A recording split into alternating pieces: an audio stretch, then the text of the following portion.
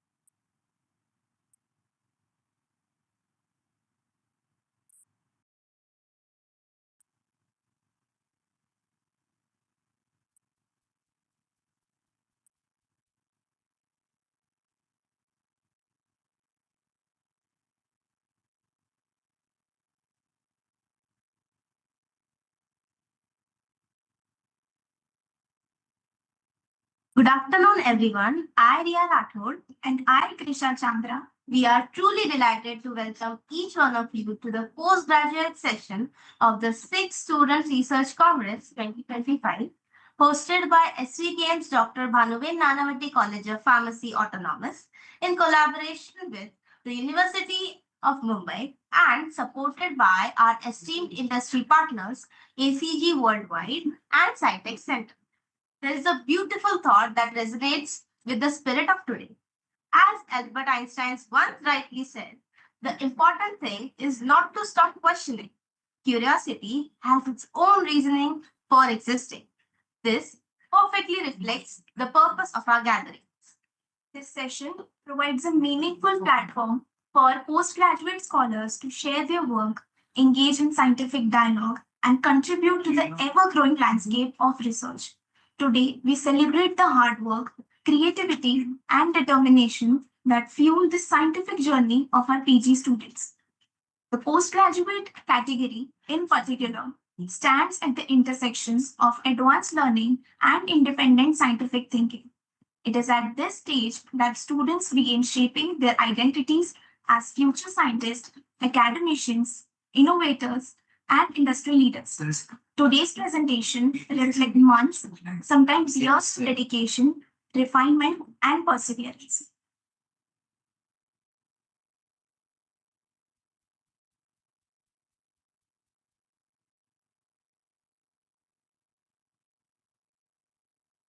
This platform also encourages scholars to embrace constructive feedback, exchange perspectives with experts, and build confidence in scientific communication skills that form the cornerstone of a successful research career. We hope that today's session empowers each participant to reflect, refine, and rise even stronger in their academic journey.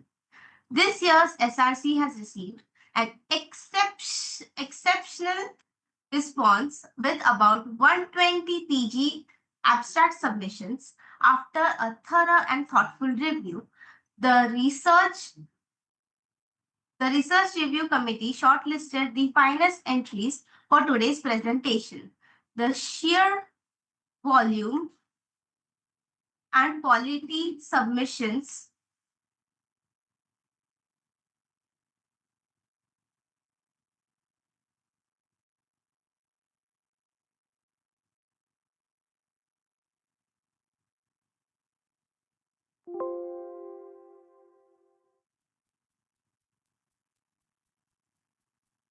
The sheer volume and quality submissions reflect the growing enthusiasm for research among postgraduate scholars and the vibrant research culture.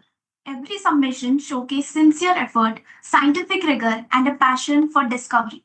While all the abstracts were truly commendable, the constraints of the event required us to shortlist only a limited number. Hence, the best of the best were selected for presentation today. This selection is not a reflection of exclusion, but rather an acknowledgement of outstanding merit within an already impressive pool of entries.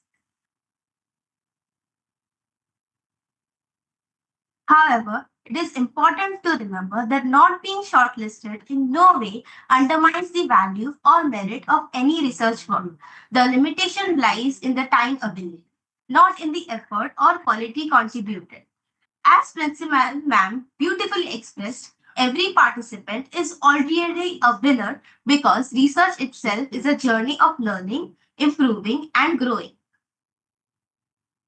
It is a privilege to warmly welcome our respected judges whose knowledge and experience will enrich today's session and guide our presentation toward further excellence. Dr. S.N. Manjula, Dr. Anju, and Dr. Radhika Raheja. We are grateful to have them with us for the postgraduate category of 6th SRC 2025.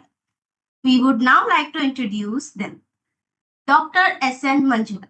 We are honored to introduce Dr. S.N. Manjula, a highly accomplished professor in the Department of Pharmacology at GSS College of Pharmacy, Mysuru, with over 23 years of excellence in teaching, research, and scientific leadership. A PhD scholar from Manipal University. Dr. Manjula has made an impactful contribution in neuropharmacology, oncology, drug discovery, cognitive science, and metabolic disorders, especially in developing therapeutic strategies for Alzheimer's disease, cancer, diabetes, and thrombocytopenia. She has extensive academic portfolio with 689 plus research publications, over 100 scientific presentations, several book chapters, and 15 invited talks. As mentor, she has guided 14 PhD scholars and supervised 55 MPharm theses, significantly contributing a great capacity building in pharmacological research. Dr. Manjula has successfully secured 176.47 lakhs in competitive research grants from premier agencies such as DST, AICTE, BJST, ICMR, and TIH Patna, leading pioneering projects in AI-driven drug discovery, anti-cancer molecules, chemoprotective agents, and neurodegeneration. Her work extends to multiple industry collaborations and several granted patents, reflecting her innovation-driven approach. Her international engagement includes collaboration with Southern Texas University, USA, and University Technology Mara, Malaysia. She also is recognized with numerous awards including Best Poster Award, Outstanding Researcher Award, and Best Alumni Award.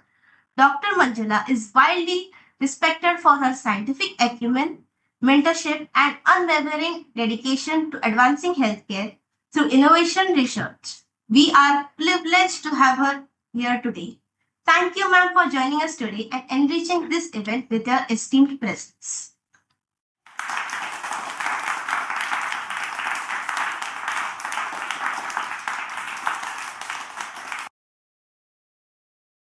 Today, we also have with us Dr. Anju Kamboj.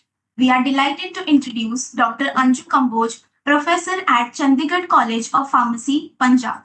With over 25 years of academic, research, and administrative experience, Dr. Kamboj is a highly respected figure in pharmaceutical sciences. She holds a PhD in pharmaceutical sciences with expertise spanning herbal drug standardization, novel drug delivery systems, and pharmaceutical formulations.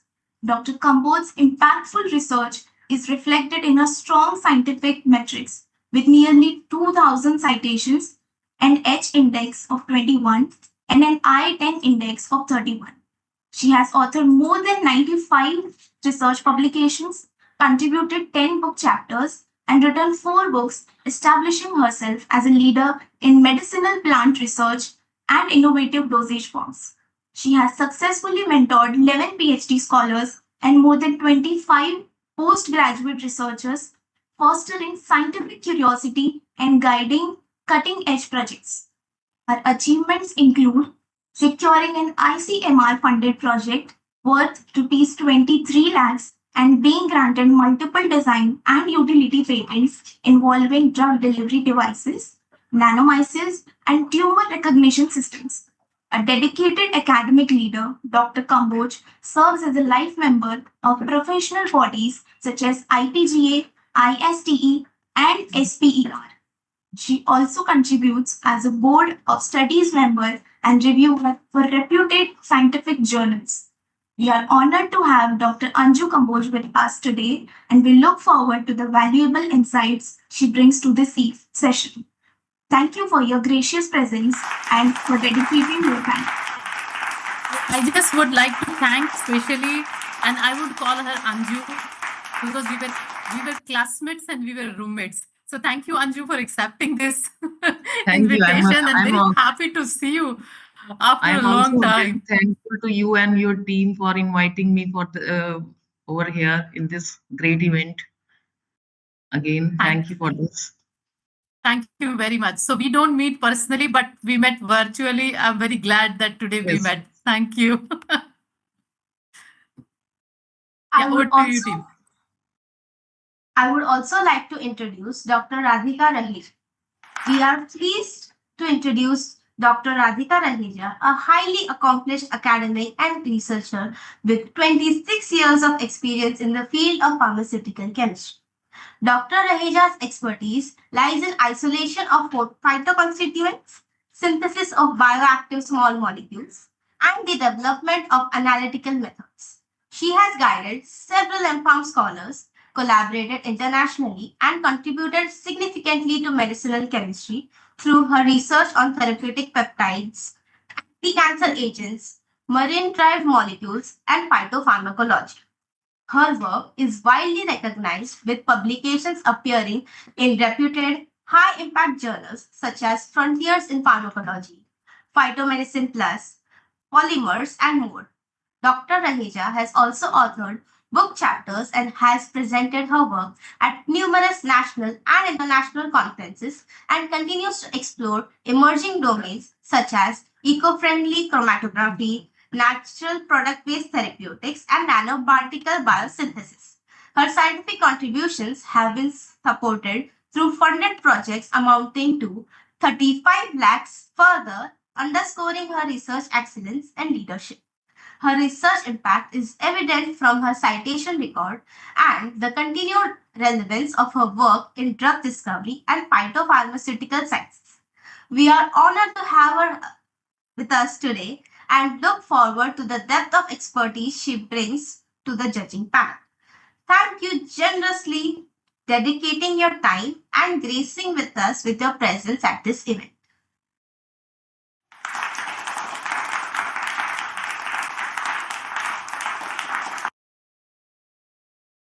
Before we begin, I would request all the participants to make note of the instructions carefully.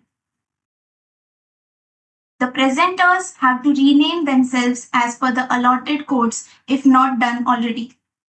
The presenters are requested to stay online, switch on their camera when the code is called out. Pre-recorded video will be presented on the screen. Participants cannot reveal their name or any affiliations. Each participant is requested to stay alert for the roll call. All the participants should be present for their session. All members from the group are allowed to answer during the Q&A session. The duration for the Q&A session is limited to 5 minutes. With this note and the permission of respected judges, let's begin with our oral presentation competition.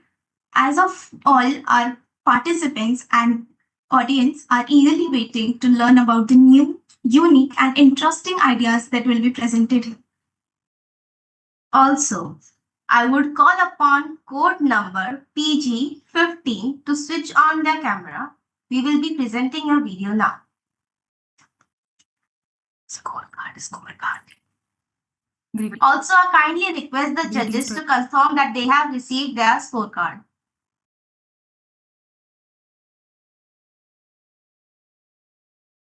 Yes, received. We have received. 1 second. I'm sure all the judges are knowing that we have a video and then the question answer, the person would be present in person. This is the pre-recorded video of the students. Yeah, over to you, team.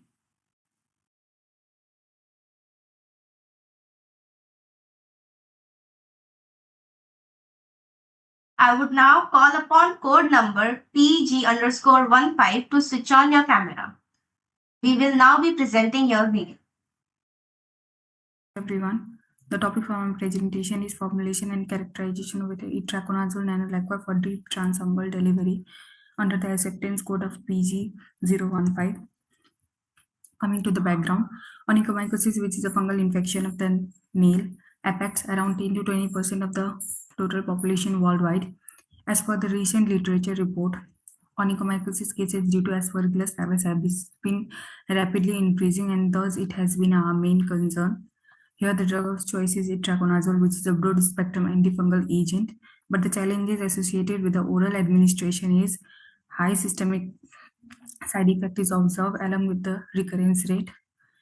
In case of the existing traditional lacquer, they showed poor formulation because nail bed act as a strong barrier. Thus, these limitations suggested for need of localized and sustained release formulation. In order to overcome this, we have chosen a nail NLC loaded nail lacquer, wherein NLC helps to achieve the enhanced permeation, high drug loading, and also sustained release. And the nail lacquer helps to provide a localized effect, minimizing the systemic exposure and maximizing the concentration of the drug to the infection site. And also it provides aesthetic effect to the nail, making it patient friendly. Coming to the formulation part, design of experiment version 13 software was utilized, wherein the factors were the SPC, solid lipid is to liquid lipid. The target was to minimize the particle size and maximize the entrapment efficiency. FCCD design, that is face-centered central component design, was utilized, and it suggested 13-tier formulation with varying concentration of SPC, solid lipid, and the liquid lipid, but the drug concentration was kept constant. In case of the method of preparation of the NLCs, firstly, hot liquid phase was prepared utilizing drug especially methanol, stearic acid, and castor oil as solid and the liquid lipid. This lipid phase was then mixed with the aqueous phase, which is the 1% WIV of poloxamer P407 in water, and homogenization was carried out at 5000 rpm over a hot plate maintaining 70 degrees Celsius to prepare a hot emulsion. This hot emulsion was then immediately cooled by pouring it over an ice bath, and NLCs were obtained. For the preparation and evaluation of the nail lacquer, firstly, blank trial nail lacquer formulations were prepared and they were evaluated so as to choose the best nail lacquer base. Evaluation parameters like physical appearance, film permeability, pH, and drying time were considered. Then, drug-loaded nail lacquer were formulated, wherein N1, N2, and N3 consisted of the NLCs of the itraconazole, and NP consisted of the nail lacquer with the pure drug, with varying concentration of these components. Then, ex vivo release study was carried out so as to choose the best formulation of the drug-loaded nail lacquer. Then, for surface morphology, same EDS along with AFM was carried out, and antimicrobial study was carried out against the Aspergillus species. FCCD model was used for optimization, wherein quadratic model was suggested for particle size and cubic model was suggested for entrapment efficiency. For model validation was carried out at a p-value of 0.05 and it was found to be significant. In case of the quadratic model, factor B, that is solid lipid is to liquid lipid ratio, was found to be significant and considered a critical factor responsible for particle size. And in case of the entrapment efficiency, the factor A, which is the SPC, was found to be significant and considered a critical factor responsible for entrapment efficiency.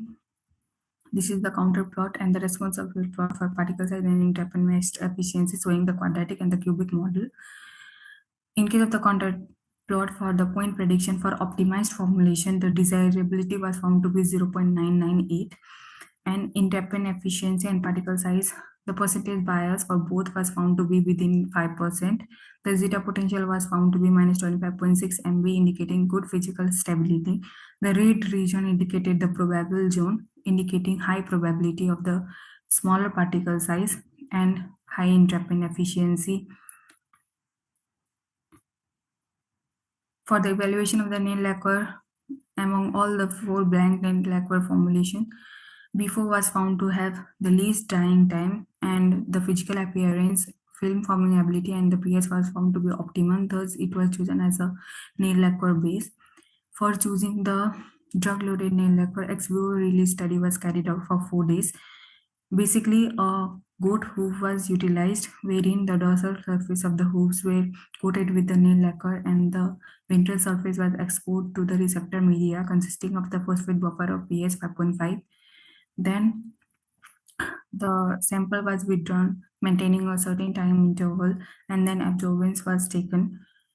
The result was plotted, and it was found that among all the 4 formulations, N1 formulation showed cumulative drug permeated, highest cumulative drug permeated, and it was chosen for further studies. Surface morphology study was carried out with the help of SIM and AFM, wherein SIM is qualitative analysis and AFM is the quantitative analysis.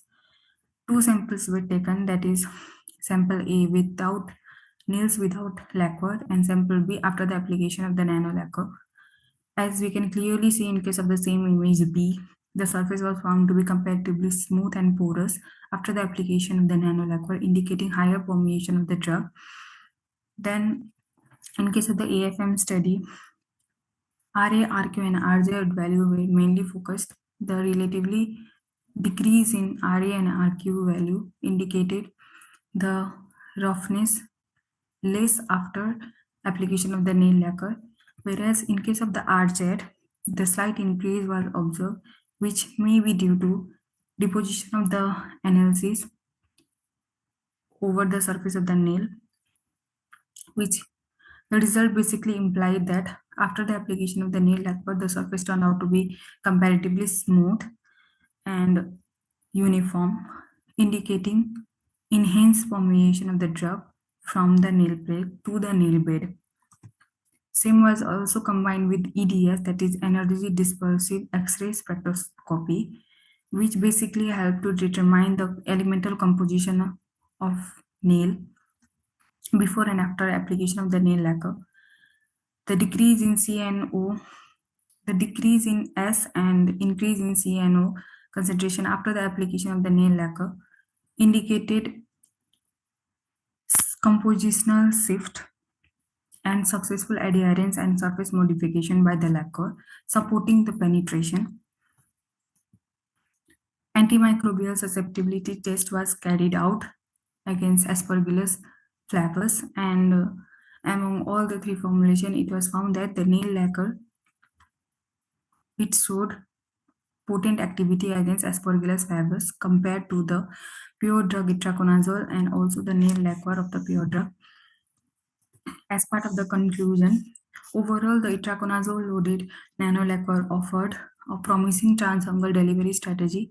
It improved penetration, provided sustained release, showed excellent activity against Aspergillus flavus. Thus, it can be considered a better alternative to systemic therapy and also the traditional lacquers. These were the differences. Thank you.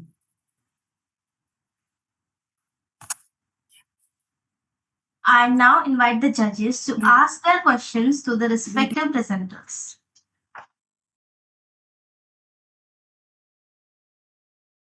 Can I ask a question? Student, can you tell me which what is the MIC value of your antimicrobial activity?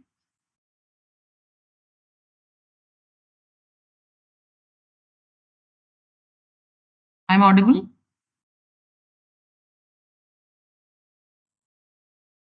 Yes, ma'am.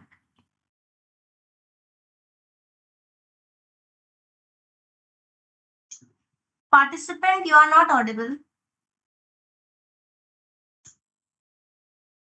My second question is, which is the method you have used for the analysis, for the quantitative analysis?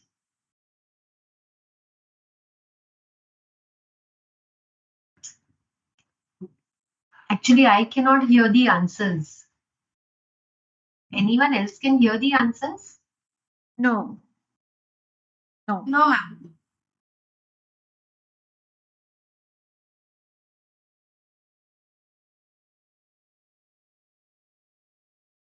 Please check the sound at your end, miss.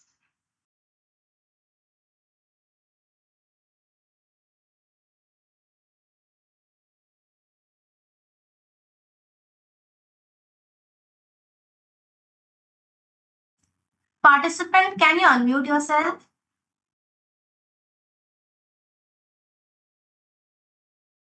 Please keep yourself unmuted. We can't hear you at all.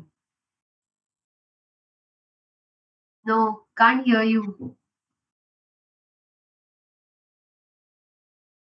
Yes. You could probably use the chat box to at least answer your questions. Do that if sound is a problem.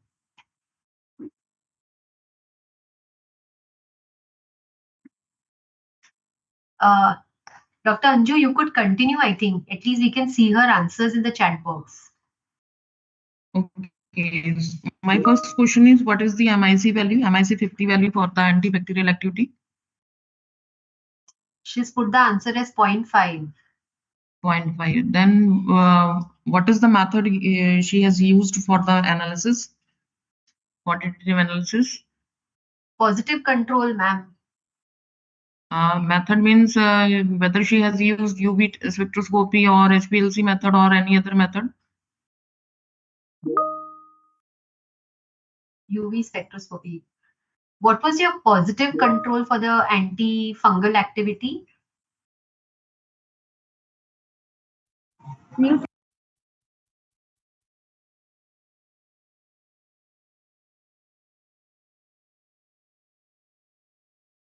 Also, whether you had which pure drug? Itraconazole only. So you have just tested the pure drug versus the formulation. Is that what you've done?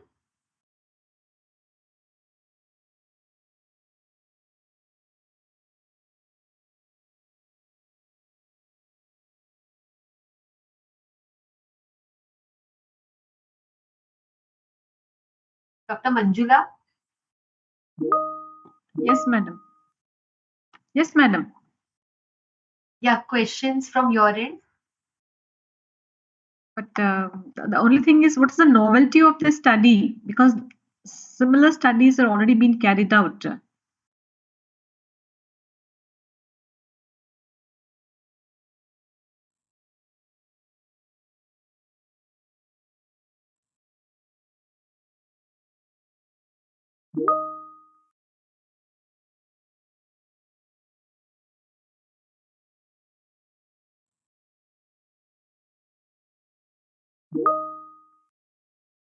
Also, whether you could quantify how much of the nail lacquer was used, because there's no mention of volume and drug that was delivered.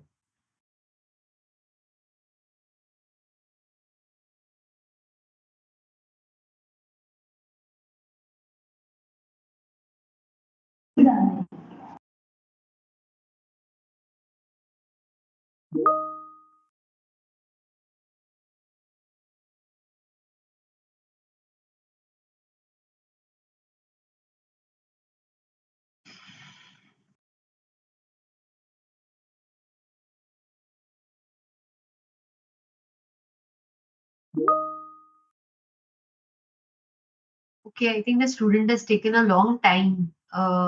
So, do we have any more questions for her, ma'am? No, madam. Anju, ma'am? No, ma'am. Okay, okay. Thank you very much. All the best. We can move to the next presentation. Code number PG018. Kindly switch on your camera. We will be presenting your video now. Thank you.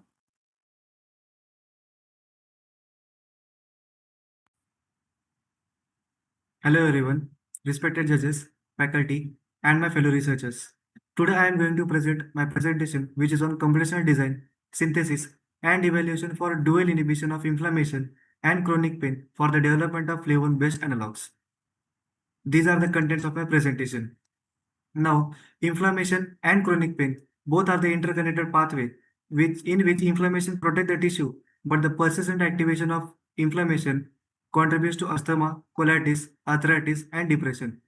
There are key targets of inflammation include COX-2 along with the TNF-alpha, interleukin-1 beta, and NLRP3 inflammasomes. And chronic pain, which is result from the neuronal signaling involving aurora kinase pathway, which is a major and key target for the pain modulation. And current drugs which are used for the treatment of these issues are having seriously limitations like gastrointestinal toxicity, ulceration, bleeding, and tolerance and systemic side effect. Therefore, there is a need of development of new chemical entity for targeting both of the pathways. Flavin-based phytochemicals like quercetin, rutin, apigenin exhibit both of the activities, anti-inflammatory analgesic action by interacting with these key targets, supporting that it can be used for designing of dual-acting molecules. Therefore, our aim is to design, synthesize, and evaluate flavin-based analog for the dual inhibition of COX-2 and aurora kinase for the treatment of inflammation and chronic pain. And our objective is to develop NCs by using AI tools and softwares like QSR, pharmacophore modeling, ADMET, docking, MMG-BSA, DFT, and MD simulations. And to synthesis of these selected NCs, evaluation of these NCs for anti-inflammatory activity and also for chronic pain inhibition. Now, how these AI tools integrated into how this AI tool supports in the drug discovery, we are going to see. And these are the results of in silico studies like QSR and pharmacophore hypothesis. A series of compounds is taken to generate a QSR series. QSR generate QSR model which are having stats like PS factor 3, R square should be near to 1, Q square should be near to the R square, and RMSE value should be lowest possible. Then after the QSR generation of QSR, it suggests that favorable and unfavorable region for the substitution. From 3 generated QSR pictures, we can see it's suggesting that hydrophobic group are more favorable for substitution of hydrophobic group, and electron withdrawing group is more favorable to increases the activity. Then this QSR series is used for generation of pharmacophore hypothesis. And this hypothesis acts as a mold which can be used for generation of new chemical entity. And this from the above generated hypothesis AADRR1 suggests a good show high predictive reliability after validation of this hypothesis. And this hypothesis contained 2 ring, 2 hydrogen bond acceptor, and 1 hydrogen bond donor. And now this hype model can be used for filtration and prioritizing the promising compounds. Now we are taken enumerates which are generated from the Schrödinger software, Kimball data set of the flavone molecules, and screen that molecules on the pharmacophore hypothesis.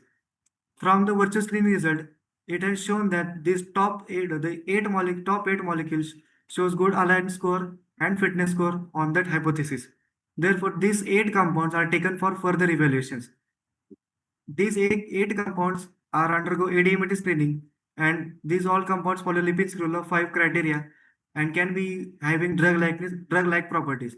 Now, these all compounds are studied by molecular docking, in which they are docked on COX-2 enzyme, PDBID 1CX2, and Aurora kinase 135A, and showing from all these compounds, compound 29 show good docking score on both of the PDBIDs when compared with the standards.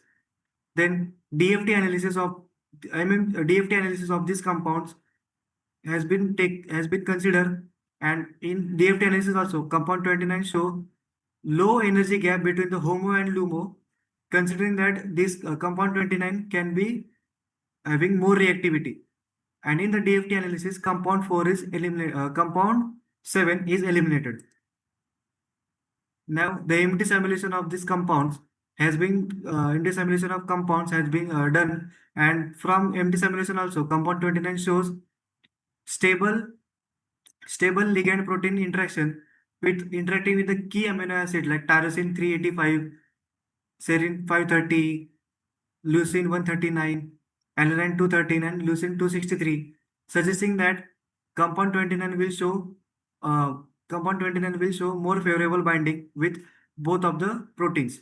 Another compound also shows less binding affinity than compound 29.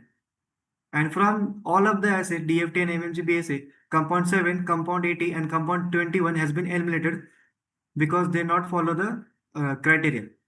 Then these remaining 5 compounds are considered for the synthesis, and these compounds are synthesized by using 2-step reaction.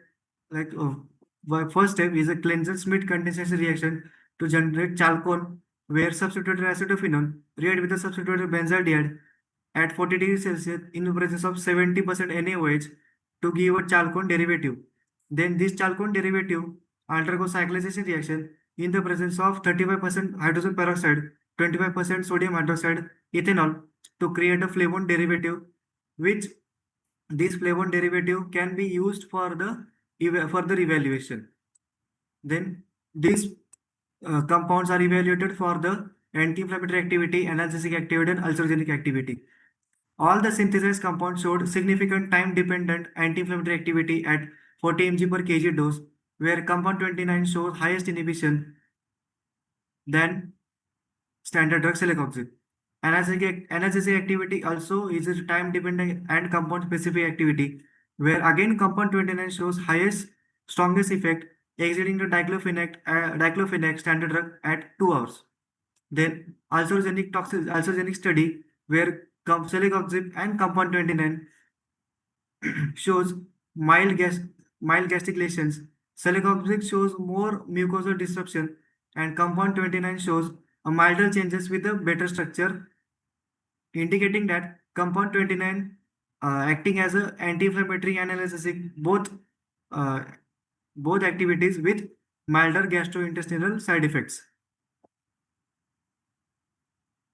And finally, we have integrated the dry and wet lab studies to help define key structural features and potent flavone derivative. Then 3D QSR docking, DFT, MMG, and MD simulation applied to which identify compound 29 as the strongest candidate. Then phenyl substitution and especially the 2-chloro substitution on the flavone moiety has improved the activity. Then compound 29 outperformed quercetin and matched with the celecoxib in the in vivo studies. Histopathological evaluation shows mild gastric changes, suggesting that lower toxicity of the compound 29. Overall, it displays the optimal activity, stability, and safety, making it a promising lead for the further development of the compounds. And these are the key references for my presentation. Thank you. I now invite the judges to ask their questions to the respective presenters. Which model you have used for the analgesic activity as well as for the anti-inflammatory activity? Ma'am, from anti-inflammatory activity, I have done carriage-related platform model. And for Okay. analgesic activity, it is a tail clip method. Or what was the standard compound used for that activity? For anti-inflammatory activity, standard was the celecoxib, and for analgesic activity, diclofenac. Can you suggest me why this 2-chloro substitution will enhance the activity, not the fluoro or any other halogen?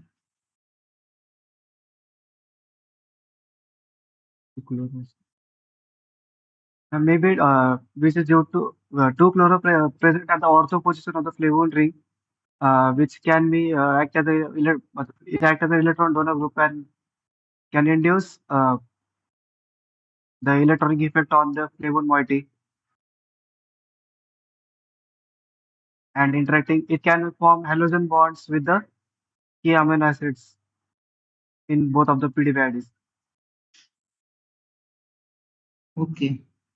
Madam, you can ask, other judges can ask the question. Yes, thank you. In the in vitro, in virtual screening, you have used, I think, Aurora kinase as a target, right? But in the virtual screening, have you used which one? Which one you have used as a standard? Ma'am, virtual screening is not for docking purpose. It is just for it acts like a mold on which your new molecule should align perfectly to form a drug-like properties. From QSR study, we generate a virtual screening. It act like a mold or hypothesis that my new compound should be like on that position and on that distances only to be act like that compound. Okay, maybe in the molecular docking, which one you have used as a standard? Because your target is Aurora kinase. Yes, ma'am. For Aurora kinase, I standard the co-crystal of that protein, diclofenac and quercetin. One flavone analog, diclofenac and co-crystal of the PDBID. Okay, but diclofenac is acting via Aurora kinase? Yes, ma'am. It act like an analgesic by inhibiting that pathway. Okay. But in what context you are going to correlate this with the selected in vivo models?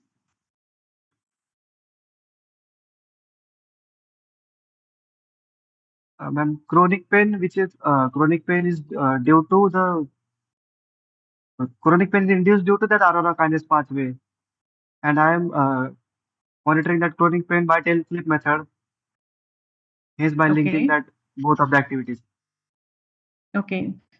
So what probable molecular markers you can look for to predict that yes, it is acting via this pathway? Molecular mark, In ma'am, future. interleukins. Yeah, in future. Ma'am, I can look for interleukins, then NLRP3 inflammasomes, and if possible, that interleukin and that one, interleukins and NLRP3 nucleosomes. Okay. So, and you have also done anti-ulcer activity also, no? Which model you have used for Yes, ma'am. that? Map the which animals which are used for anti-inflammatory activity, we sacrifice them, and that animals only we are considered for ulcers in this study. Means you have not induced ulcer, right? You have the Ma'am, same model you have checked. It is just for checking that it is a fact that some anti-inflammatory drugs are having ulcer-genetic issues. Therefore, we are testing on that animals only. Okay. You have not looked for COX inhibition activity, no? COX inhibition, ma'am, anti-inflammatory carotene in this rat form. Okay. Thank you. Thank you, ma'am. Okay, how many molecules did you synthesize overall? Ma'am, 5 molecules. So is that substantial for you to give a conclusive evidence that your molecules are good? Ma'am, we have relied on that all of the softwares like MMG, BSA, and all of the studies, and all in all that studies, these 5 molecules suggest me that they are having good property and more activity than other molecules. So when you're using the Apologies term for good, interruptions, but we have now exceeded the allotted time. We request you to wrap up your final points. yeah. When you say good activity, can you tell me what features do you say good? Ma'am, all of the features of the molecule like electron density, binding affinity with that protein, which is essential for that both of the activities. You're comparing this with quercetin. Does quercetin itself, is it an ideal molecule for checking? Quercetin is a flavon. My pharmacophore is flavon, and quercetin also got a flavon moiety. But does it Means have therefore, good properties, solubility? and also I have compared with the celecoxib and diclofenac. So both of the flavon moiety and standard drugs I have compared both of with it. What is the biggest drawback of flavones? Why are they not coming in the market as drugs?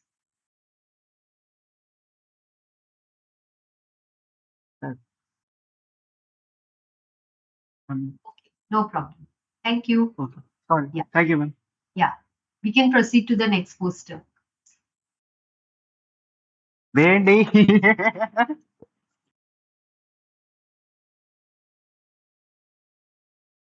Code number PG19. Kindly switch on your camera. We will be presenting your video now. Thank you.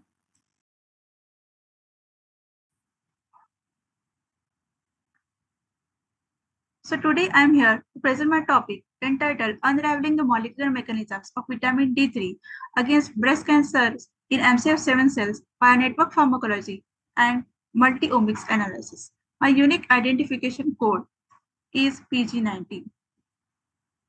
These are the various key points that I'm going to cover in my presentation. Coming to the background, so breast cancer causes mortality. Standard treatments like radiation, chemotherapy, hormone replacement therapy has severe side effects and also leads to therapeutic resistance. So our study explores the potential of vitamin D3 in breast cancer. In this diagram, we can see that 1,2,5 hydroxy vitamin D3 crosses the cell membrane and it binds to the VDR receptor. So this causes anti-proliferation and pro-differentiation. It also leads to apoptosis, and vitamin D3 also has anti-inflammatory properties as it inhibits prostaglandin synthesis. Coming to the rationale, the main aim is to study the chemoprotective role of vitamin D3 in breast cancer. Objective is to find new targets of vitamin D3 in breast cancer, to study the protein-protein interaction and involvement of multiple proteins in breast cancer, study of target proteins by omics technology, and experimental validation of vitamin D3 in breast cancer. Coming to the material and method, once we have identified the target genes, we have constructed the protein-protein interaction network. After that, we have done compound target pathway network followed by the gene ontology and KEGG analysis. Then we did molecular docking to check the binding affinity to the proteins and MD simulation to check the stability. Then we have also done in vitro studies where we have evaluated annexin V FITC analysis, cell cycle analysis by flow cytometry. We have also assessed the loss of mitochondrial membrane potential and apoptosis assay by confocal microscopy. We have also performed animal studies using DMPA-induced mammary carcinoma. Coming to the protein-protein interactions, once we have did protein-protein interaction for all proteins of the drug, we have found that ESR1, ESR2, PGR, IGF-1R are involved in the breast cancer progression. Coming to the compound pathway network, so these are the proteins of the drugs, these are the proteins of the disease. So this signifies which proteins are involved in which pathway. So this states that vitamin D3 mainly affects P1-3K-AKT pathway, estrogen receptor signaling, and apoptosis regulation. Coming to the gene ontology, so description Go molecular states that our drug has protein serine threonine kinase activity, estrogen response element binding, and signal receptor binding. Description Go biological process states that our drug can regulate apoptotic process. It also has positive regulation on cell population proliferation and positive regulation of cellular process. KEGG analysis modulates the cellular response to estrogen stimulus, intracellular cell estrogen receptor signaling pathway, and regulation of intracellular estrogen receptor signaling pathway. Coming to the gene expression, here we can see that in the ESR1, IGF-1R, and PGR, these are mainly expressed in BRCA than in the normal cells. So this causes growth of tumor.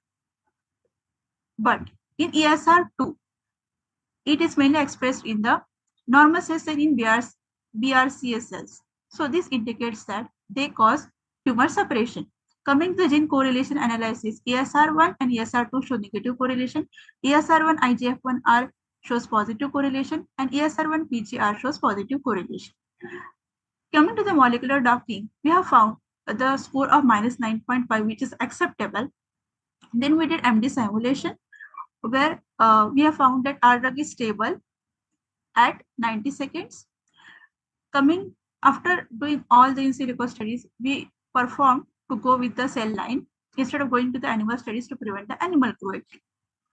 So various breast cancer cell lines were treated with different concentrations of vitamin D3. This indicates the inhibition of cell proliferation activity is maximum at IC50 value of 24.36 microgram per ml. Coming to the annexin V FITC apoptosis assay. So here, when we have used different concentration, we can see that at 24 microgram per ml and in the third quadrant, there is significant decrease in the cells, which indicates the cell death. And this indicates that vitamin D3 causes arrest at S phase of the cell cycle. Coming to the cell cycle analysis by flow cytometry. So here we can see the percent parent population in the S phase is about 4.24%, which is significantly less. This indicates that vitamin D3 disrupts DNA synthesis.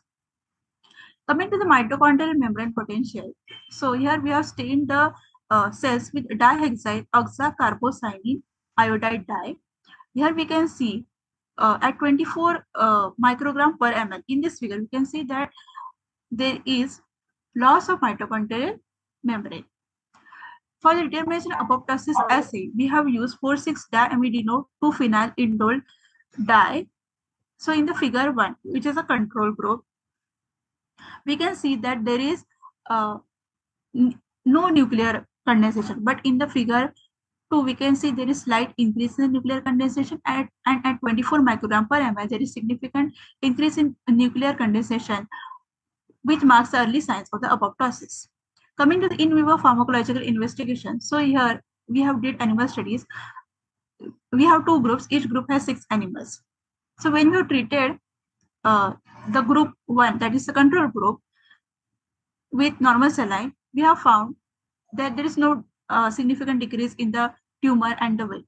But when we have treated it with vitamin D3, we have found that there is significant decrease in the tumor size and weight.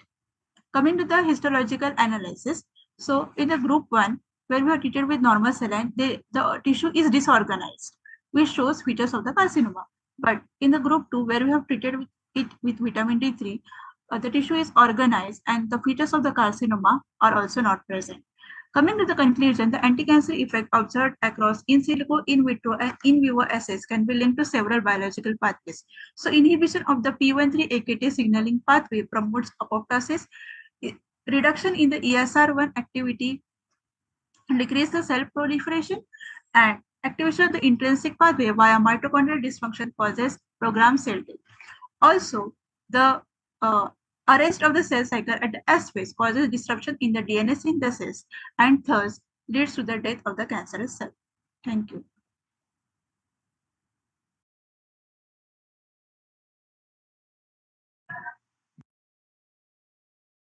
I now invite the judges to ask their questions to the respective presenters.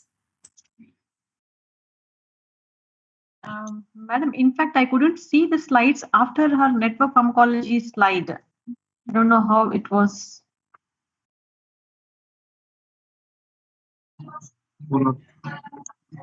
Ma'am, it was visible in the video.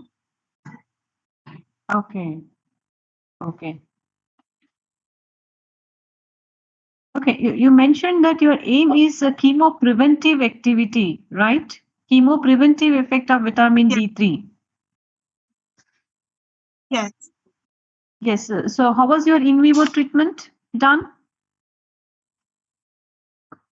So we have 2 groups, and first group was controlled. So we have induced breast cancer with the help of DMA, that is dimethylbenzoatrazine, and then we have treated the control group with normal saline and different concentrations of vitamin D3 in the rest of the groups. Then we have found that in the histological analysis, the tumor size and weight of the tumor was reduced. Also in the histological analysis, in the control, we found that the tissue was organized. Okay. Okay. My question is, after induction of the tumor, did you start the treatment? Yes. Okay. If that is the case, a chemopreventive is before.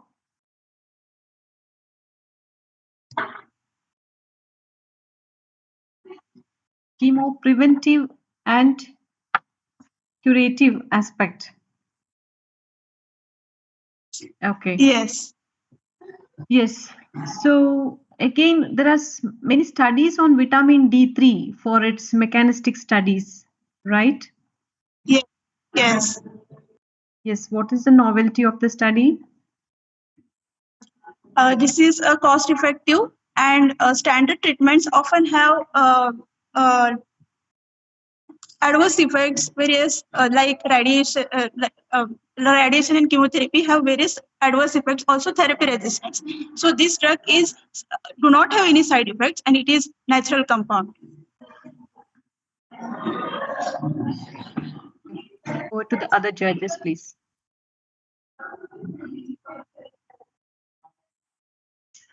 What is the standard you have used in your anti-tumor activity? Tamoxifen. And in case of your anti-cancer activity? Sorry. In case of anti-cancer activity? Tamoxifen. Okay. So what is your overall conclusion with respect to the novel? When vitamin D3 it is used with the other chemoprotective agents, then it shows synergistic effect. Is this synergistic effect is visible in your study? Yes. Ma'am, due to time constraint and number of slides, we cannot add all the data in the PPT and the video. Okay, that's fine. Move to other judges, you can ask the question. So, in continuation with what ma'am just asked, with which did you test the synergy?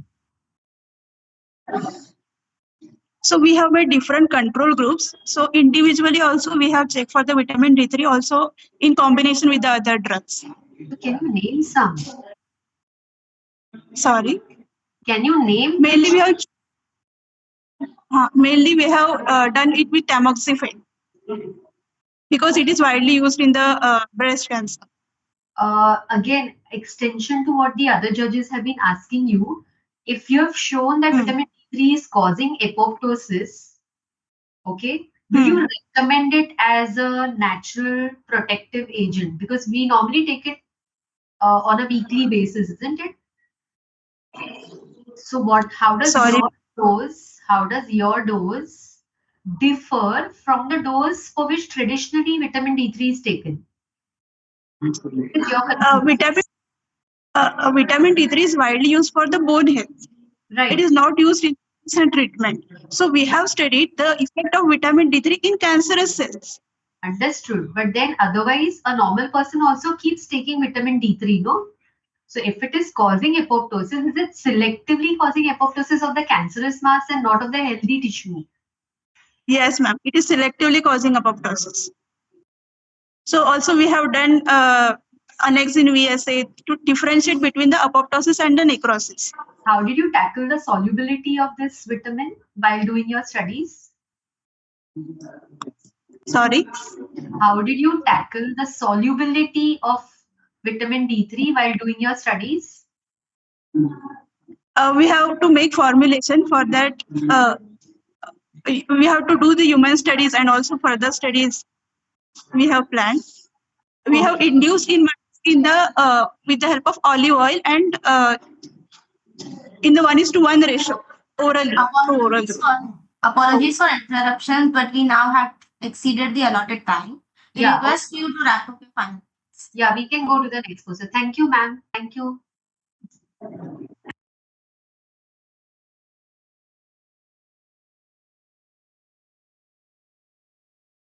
Code number PG20. Kindly switch on your camera. We will be presenting your video now. Thank you.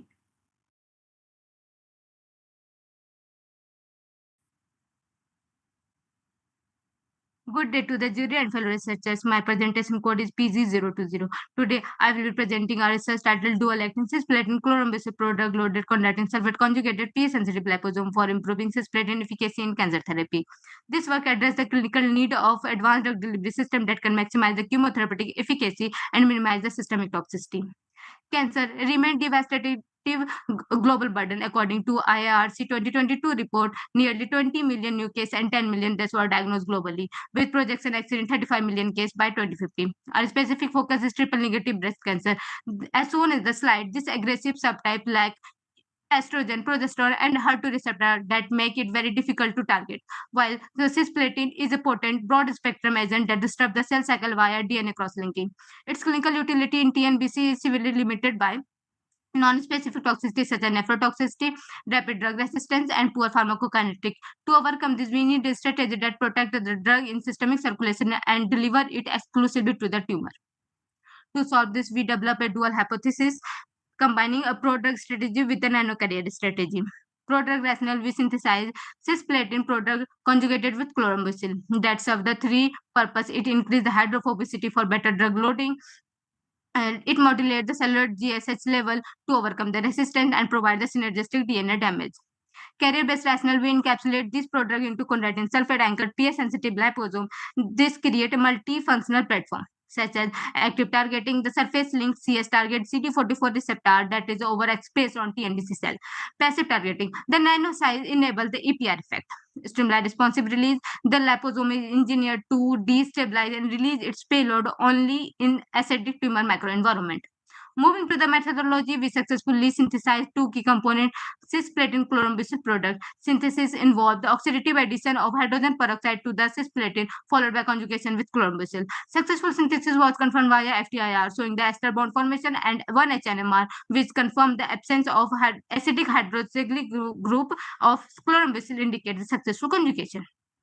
Second, CSDPP conjugates. We conjugate the chondroitin sulfate to the lipid DPP using carbonamide chemistry. This conformation of the amide bond was confirmed via emergence of characteristic peak in FTIR and NMR spectra, ensuring we had the functional targeting ligand. For the formulation, we utilize the thin film hydration method. We optimize the lipid molar ratio DPP-E CHEMS, cholesterol DPP-CS as seen in the data. The ratio 6:2:1:0.5 is critical. It is the optimal particle size around 140 nanometer and PDI 0.233 that ensure the uniform monodispersed population. We also optimize the theoretical drug loading to 20%, which achieve a high drug entrapment efficiency of over 90% and practical drug loading of approximately 18%. Finally, for long-term storage, we screen the cryoprotectant. Trehalose at 10% provide the best SFSI ratio, prevent the particle aggregation during freeze drying. Then we evaluate the physiochemical behavior and safety. The stability studies. Formulation stored at 4 degrees Celsius maintain its size and encapsulation efficiency significantly better than at the room temperature over 3 months. The release study validates our pH sensitive hypothesis. At a physiological pH, the release was slow and sustained. However, at pH 5, the release rate significantly increased due to the proteination of CHEMS lipid that confirmed the smart release mechanism. In hemolysis study, while the free drug cisplatin and chlorambucil cause the severe blood cell lysis, or CPCBL CS liposome shows the negligible hemolysis compared to previous control. This confirms excellence hemocompatibility. Finally, we validate this finding in vivo using 4T1 induced tumor model pharmacokinetic study. Over 21 days, CPCBLCS liposome group shows the highest tumor regression. This result in a 93% tumor growth inhibition rate. Furthermore, regarding to the animal weight and index of systemic health, the treated mice regained the weight approximately 23 grams, whereas the control group suffered the drastic weight loss due to the disease progression. To prove the active targeting, we performed the cellular uptake study, MDA MB231 and 4T1 cell. In qualitative CLSM image, the targeted group shows the intense green fluorescence, indicate the high internalization. Now look at the row pre-treated with HA. When we block the CD44 receptor with hyaluronic acid, the uptake drastically decreased. This confirms the internalization is indeed mediated by CD44 receptor endocytosis. This was corroborated with quantitative uptake data, where the targeted liposome shows the significantly higher intracellular concentration compared to non-targeted liposome and free prodrug across all the time point. We translate this uptake into therapeutic efficacy using apoptosis assay. In the apoptosis assay, the apoptosis index AI for the targeted liposome was 1.324, which is roughly fourfold than the free cisplatin and significantly higher than the non-targeted liposome. Similarly, cytotoxicity assay. The targeted formulation achieved the lowest IC50 value in both cell line. For MDA MB231, the IC50 value was 1.28 microgram per ml compared to nearly 5 microgram per ml for the free prodrug. This confirms that our formulation significantly potent the killing of cancer cell. Toxicity study. Most importantly, we analyze the liver kidney biomarkers like AST, ALT, BUN, creatinine level. While free drug elevate these markers, Our targeted liposome group shows the insignificant difference compared to healthy control. This provides or proved we successfully mitigate the nephrotoxicity associated with platinum therapy. In conclusion, this result successfully demonstrated the multifunctional strategy by integrating CD44 mediated active targeting, EPR based passive targeting, and stimuli responsive release. We have developed nano platform that offer the superior therapeutic potential against the aggressive TNBC while significantly reduce inherent drug toxicity. Future perspective, we plan to conduct a detailed toxicity profile, investigate the ligand density correlation, and perform the comprehensive pharmacokinetic and biodistribution study to move innovative closer to the clinical application. Thank you for your attention. I now invite the judges to ask few questions to the respective presenters.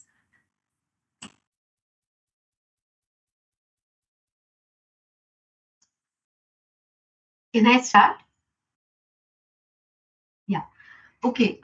Miss, the second last slide that you had said, you have compared on the y-axis, there was person cell viability. Is that right? Ma'am, can you repeat? Cell viability? Yeah. Your drugs versus the formulation, the y-axis had person cell viability. Is that right? Did I see it correctly? Can I see the slide, please? You don't have the presentation? Yes, madam, it is percentage viability. Yes, So is ma'am. that correct? Yes, yes, Yes, yes. ma'am.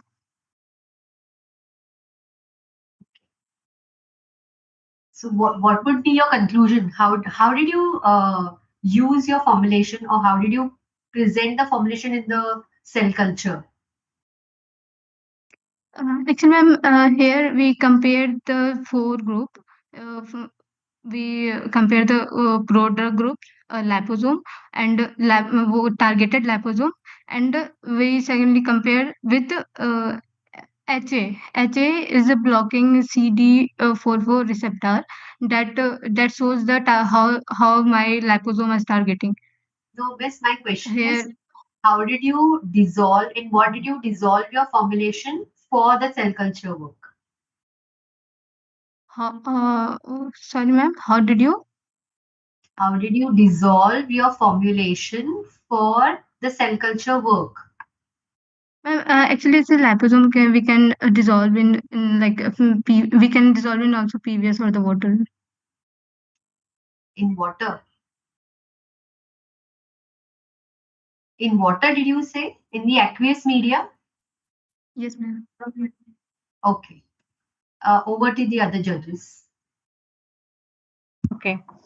So you have used 41 cell induced model, no, for in Yes, animal studies, and Yes, which ma'am. cell line you have used, and MDA MB431 for in vitro studies. 2, 3 minutes. So have Yes, you ma'am. used and normal cell lines to check the differential ability of this the novel formulation that you've developed? Sorry, ma'am. No, I didn't use other cell line. I use these both cell line and the animal studies. So only in the animal studies only you have done. Yes, ma'am. Animal study and these 2 cell line studies. Which are the 2 cell lines? MDMB 231 cell line and 4T1 cell line. No, 41 you have used for the animal model, no? It's also a cell line. 41 cell line. No, my question is 41 Syngene model used for in vivo. Yes, I understood. So my question is, you have checked the in vitro studies. So, and you have also done the in vivo study wherein you check the efficacy of the test formulation against 41 cell induced breast cancer model. And in vitro, you have tested against MDA MB431 cells. Yes, ma'am. Right. So my question is, did you check the differential toxicity of this? You are saying that it is less toxic compared to the conventional drugs, cisplatin. Yes, ma'am. So, have you checked in the normal cell line also in the in vitro? No, ma'am, I didn't check it. I just compared. What is the IC50? Okay. What was the IC50 of the cisplatin and the IC50 of your formulation in the in vitro?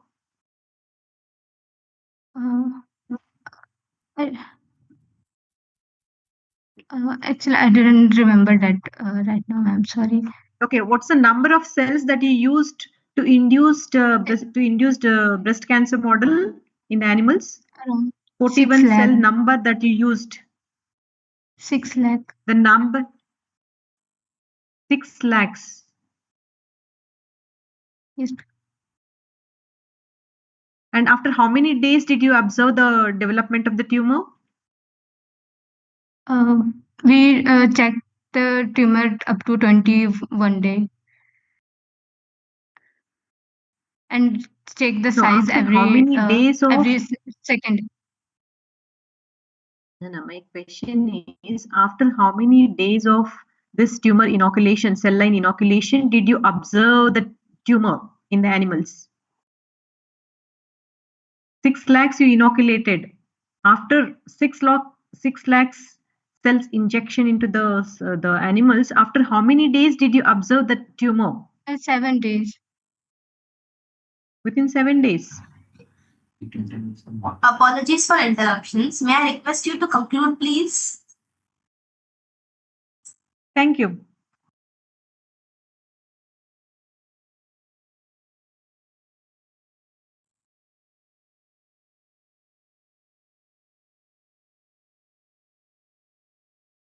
Code number PG34.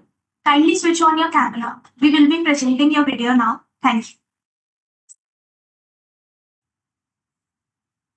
Hello everyone, respected judges and fellow researchers. My topic for presentation is exploring anti-inflammatory potential of microemulsion of pseudocardifolia, a comparative docking analysis, ADMAT studies of a microemulsion formulation.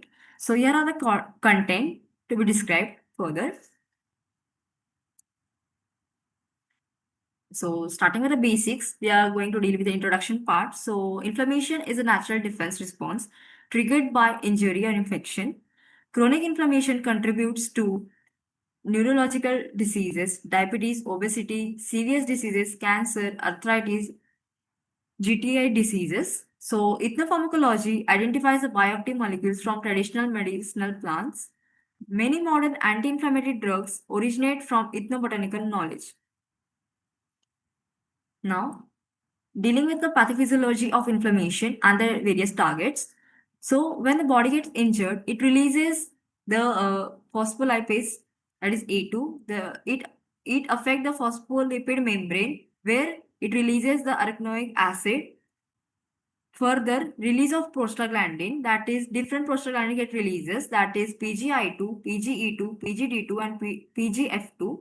Now, here are different targets for inflammation. The very core targets are like COX1, COX2, KIF17, Aurora kinase, CYP450, TTR.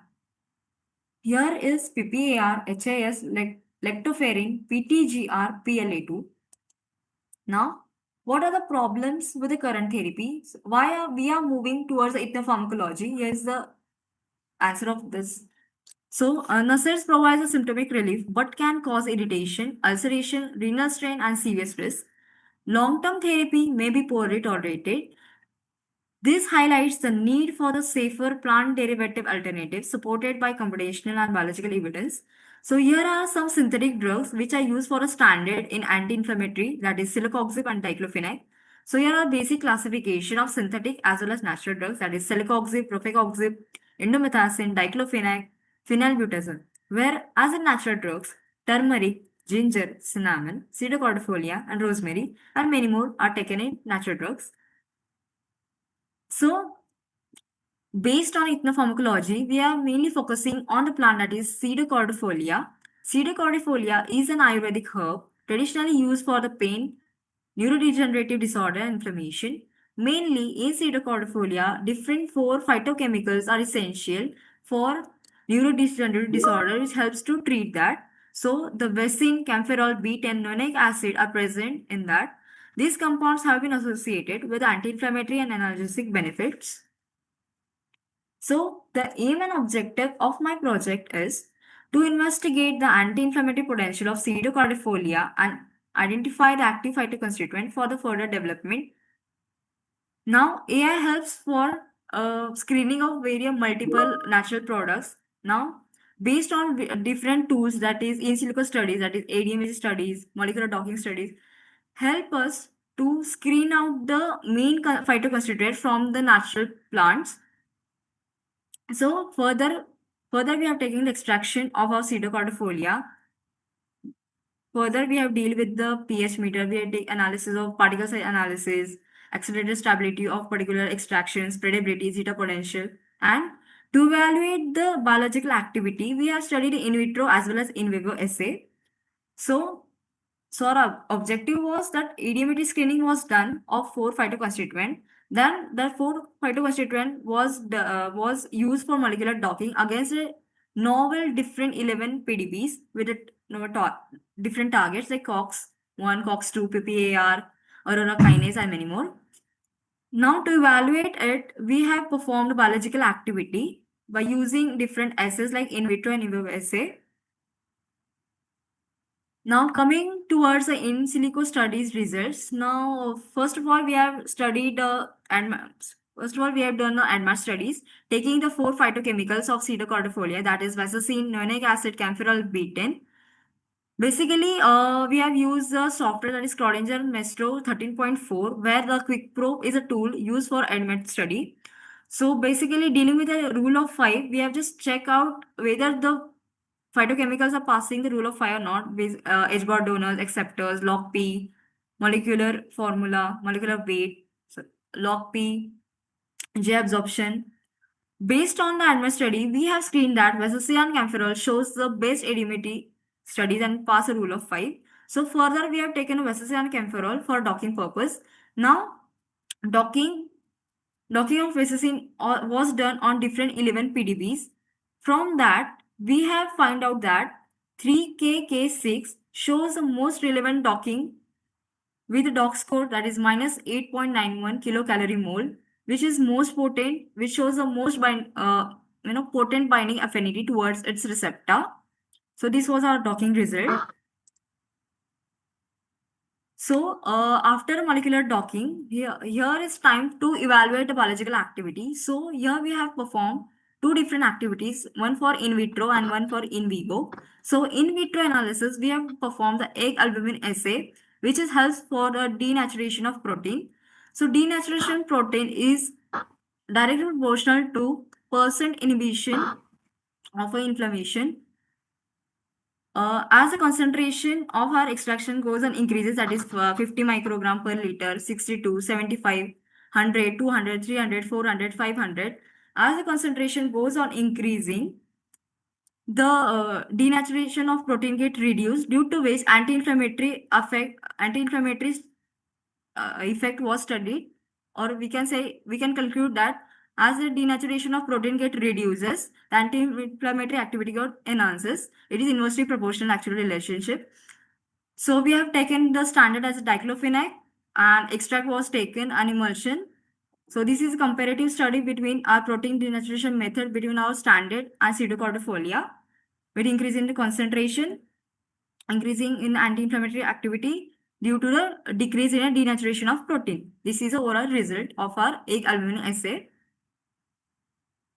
Second, in vivo studies were performed on rat paw edema. That is, we have used a carrageenan-induced rat paw edema inflammatory model, where we have used a plethysmometer for the % inhibition of the edema.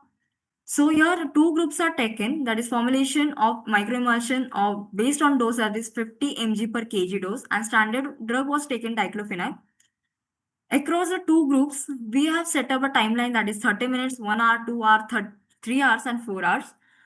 As the time goes on increasing, the % inhibition of the inflammation goes on increasing.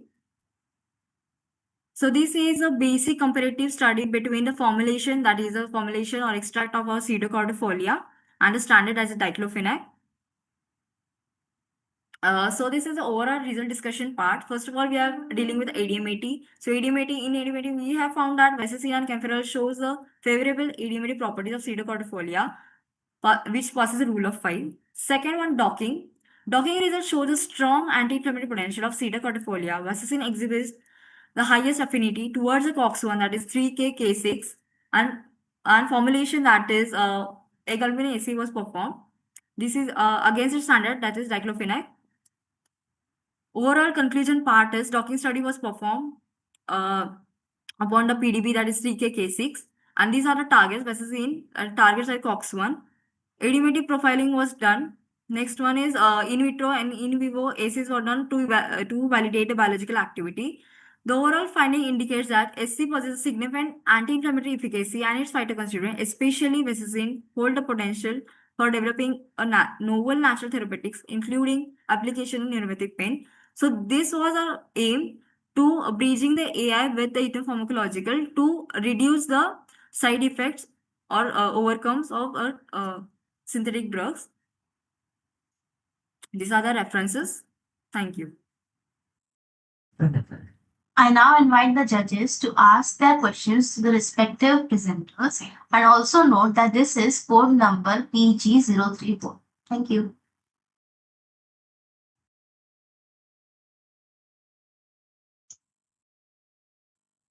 Anju ma'am, would you like to ask?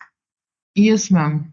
My one question is why do you think the emulsion has got improved activity as compared to the extract?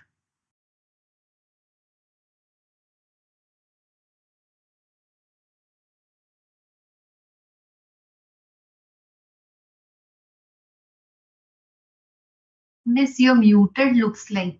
We can't hear you.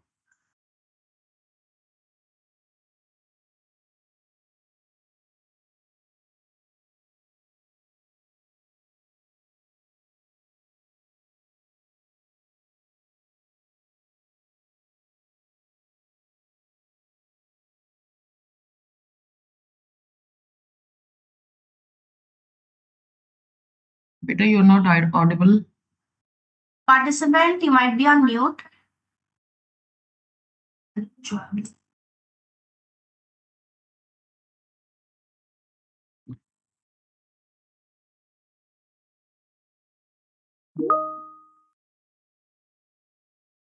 Based on in vivo study is her reply. She's replying in the chat box, I think. Okay. I would like to know, have you performed any investigation of the herbal extract that you have used? Like, why did you do docking studies on camphorol, Vaseline? What is the percentage of these phytoconstituents in your extract?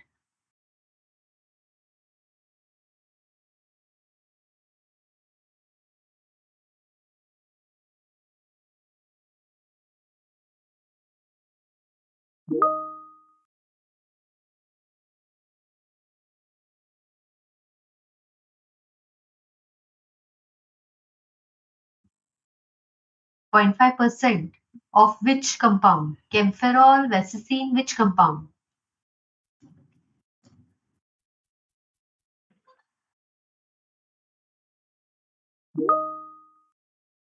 Have you performed any LCMS studies or any fingerprinting or any type of a study which shows the presence of camphorol?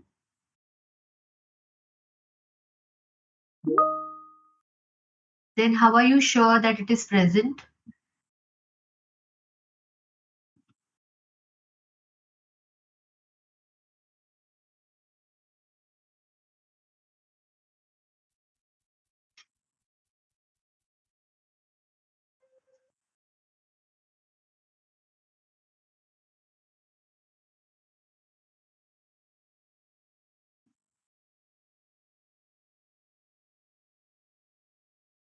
Manjula ma'am, over to you. Again, this. Okay. So you have used only in vivo model, that is carrageenan model, so which represents only acute inflammatory model. So why you have used only acute inflammatory model to evaluate its anti-inflammatory activity?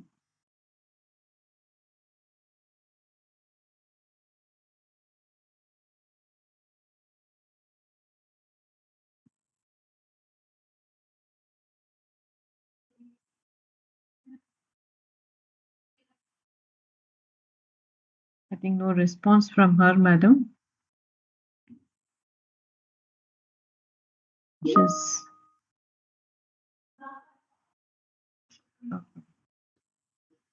At initial part to check the toxicity is what she's replied. okay. Okay. But again, coming to the novelty, so why did you take up this? Sidacardifolia, it has already been reported for its anti-inflammatory activity. Yes, it is already reported.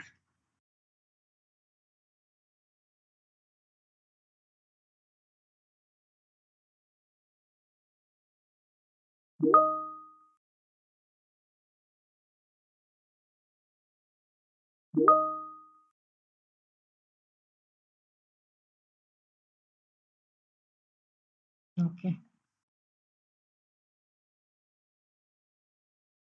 Okay. Thank you, madam. Thank you.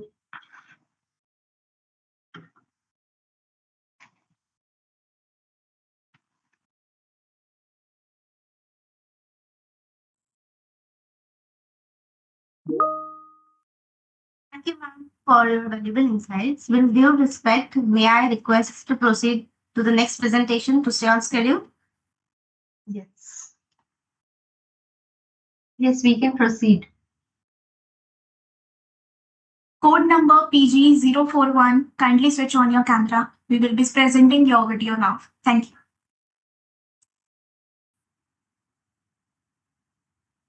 Any sufficiently advanced technology is indistinguishable from magic. Today, the magic we witness is the fusion of ancient Ayurvedic wisdom with cutting edge artificial intelligence. On this basis, I would like to present my title Formulation 4.0 Computational Studies of Physicochemical and Surface Interaction Studies of Bhasma driven nano hybrid drug delivery system for colorectal cancer therapy using the indigenously developed formulation AI. Let us understand why this work is important with the help of background and rationale. The transition from Pharma 4.0 to 5.0 healthcare is moving toward human centered AI driven innovation. Colorectal cancer remains the third most common cancer worldwide, and current therapies face limitations like poor bioavailability, systemic toxicity, and lack of targeted delivery. Ayurveda offers potent bhasma preparations with anti cancer potential, which, when combined with synthetic agents such as 5-fluorouracil, these nanocrystalline systems can enhance targeting while reducing toxicity. To avoid trial and error formulation, we used Formulation AI, an indigenously predictive modeling tool. This enabled rapid optimization, reduced wet lab dependency, and supported smart informed formulation decisions. In this slide, let us understand how pharmaceutical method development has evolved from traditional approaches to modern AI-driven formulation sciences. Earlier, formulation development depended heavily on the OFAT, one factor at a time studies, which were slow and inefficient. This progressed to more structured methods such as design of experiment, HTTPs, then QBD, that is quality by design, all of which improved scientific understanding but still required extensive wet lab work. The next leap was mechanistic modeling, which began using mathematical tools to understand formulation behavior. Today, we have reached the most advanced stage, AI driven platforms such as Formulation AI that is developed by GeneForce Private Limited, Pune. Instead of relying solely on trial and error, AI now allows us to predict formulation behavior, optimize parameters, and design robust dosage forms digitally before entering the actual laboratory. This drastically reduces time, cost, and resource consumption while improving accuracy and decision making. This slide shows the actual interface of Formulation AI, where we can enter our formulation parameters such as the polymer type, then the drug level, stabilizer, then various processing parameters like preparation method, temperature, pH, stirring time, along with the stabilizer concentrations. which when the AI then instantly predicts key properties like particle size, PDI, zeta potential, encapsulation efficiency, and drug loading. So now this slide wherein I've taken various batches with different polymer concentration, drug levels, and various processing parameters, which actually led to showed me various properties like particle size, its value, PDI, zeta potential, the stability, drug loading, encapsulation. In this batch, I had opted for 30 mg per ml of polymer concentration. Then the drug selection was 5-fluorouracil with 10 mg per ml of concentration. Then the stabilizer was 280, and the preparation method was ionotropic gelation with processing parameters like temperature, pH, stirring speed was given eventually. Then the AI gave predicted properties wherein the particle size was 230.64 nanometers, which was bit high. Then encapsulation efficiency, which is 65.5, which is very low, along with stability score, which is also up to 40, which is quite low. So the AI then gives us optimization suggestions like we need to consider reducing polymer concentration or increasing the stirring speed to decrease the particle size. Since we can see here the particle size is quite high, so it can be actually reduced by increasing the stirring speed or decreasing the polymer concentration levels, and the stability can be improved by optimizing pH and storage conditions. So in the next batch, I took up the suggestions and entered the polymer concentration, drug concentration, stirring speed, which is high, like 5000 to reduce the particle size, with temperature 28 degrees Celsius and pH 7.4. With all these parameters, I got good results wherein the particle size was reduced like greatly to 107.94 nanometers. Encapsulation efficiency, which actually increased to really good value, that is 85%, and stability score of 80.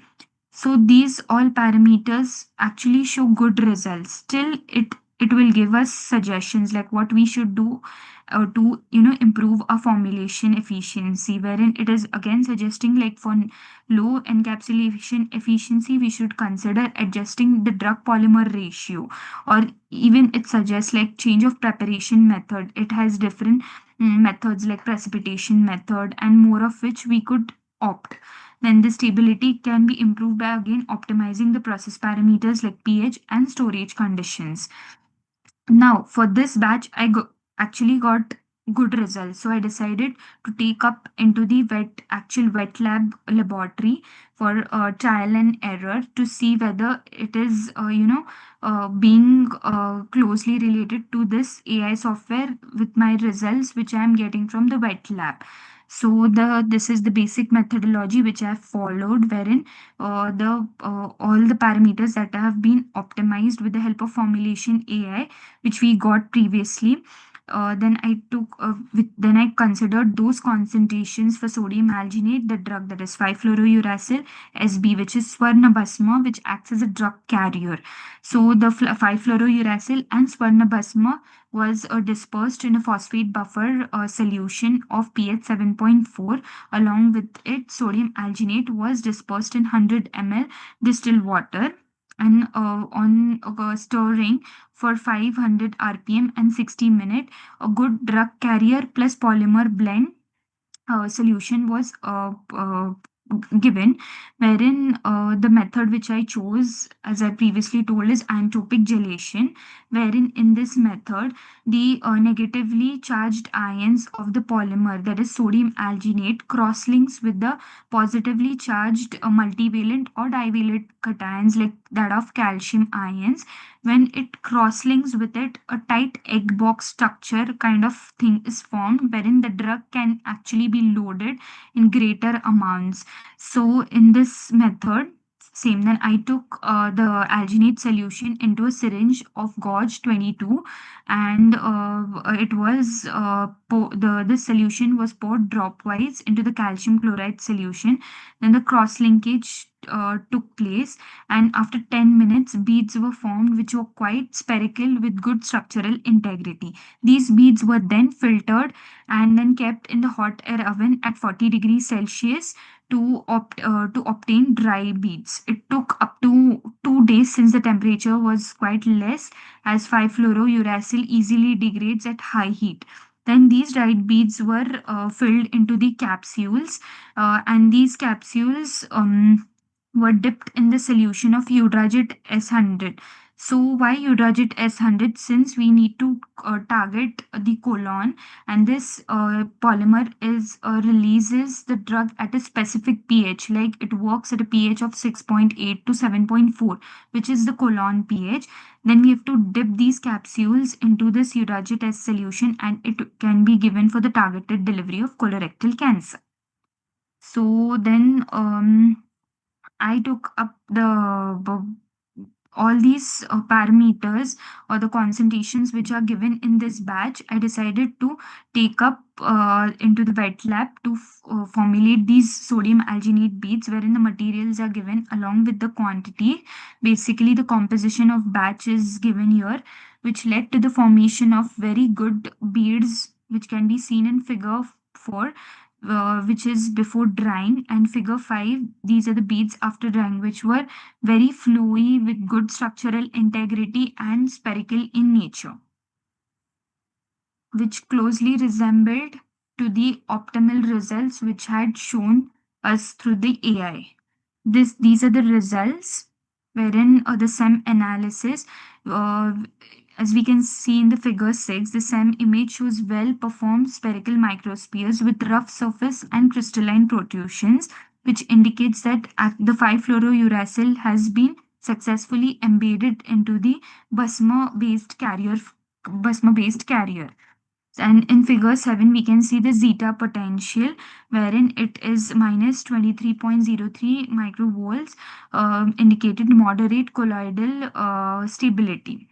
Encapsulation efficiency, this is almost a very important parameter, since it actually tells how much the drug has been actually incorporated or encapsulated into the drug carrier, that is Basma. So the entrapped drug, theoretical drug which I had used was 15 mg, and the entrapped drug was which was like quite high, up to 14.99 mg, and encapsulation efficiency was 99.9%, which shows that it is highly efficient, achieving 100% drug entrapment, indicating optimal incorporation of 5-fluorouracil within the Basma alginate matrix. So coming on to the conclusion, we can say that Formulation 4.0 using indigenously developed formulation AI platform represents a major step forward to designing next generation drug delivery system. The AI-based physicochemical and surface interaction studies helped optimize Basma-driven nanohybrid formulation for colorectal cancer and provided valuable in silico insights that guided wet lab work and QTTP selection. So these are the references, and thank you.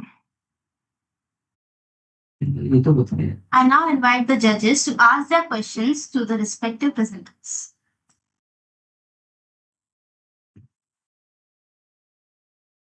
Okay, can you tell me what is Basma? What is the composition of Basma?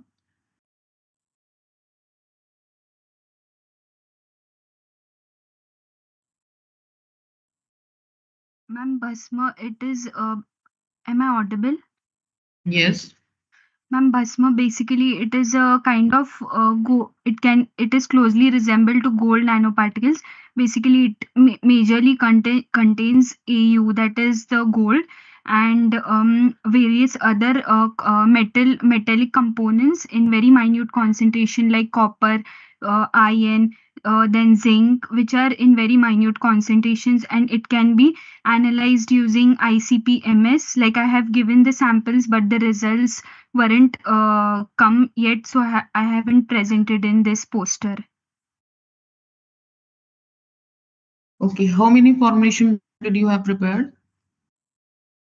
Basically, I have taken up 7 batches, but I have not presented all of them. Like the previous batches, they showed a very low encapsulation efficiency, like to 18%. And the previous batches, like 2 to 3 of them, the beads were not formed, like they didn't have good structural integrity.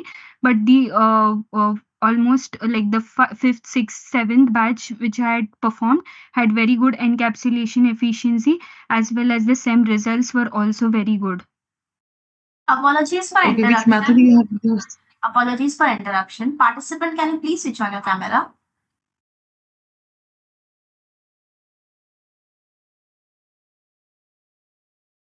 Okay, by which method of analysis you have analyzed your encapsulation efficiency?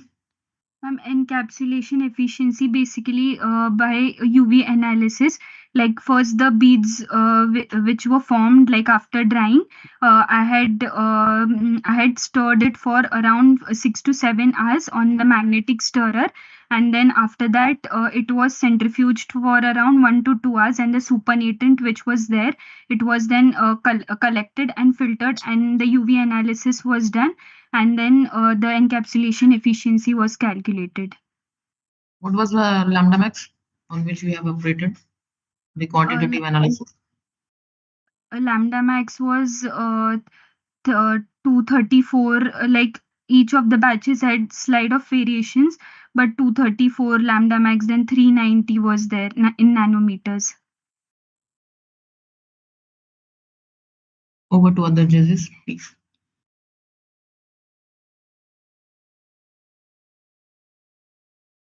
How would this formulation of yours compare with the traditional formulation available?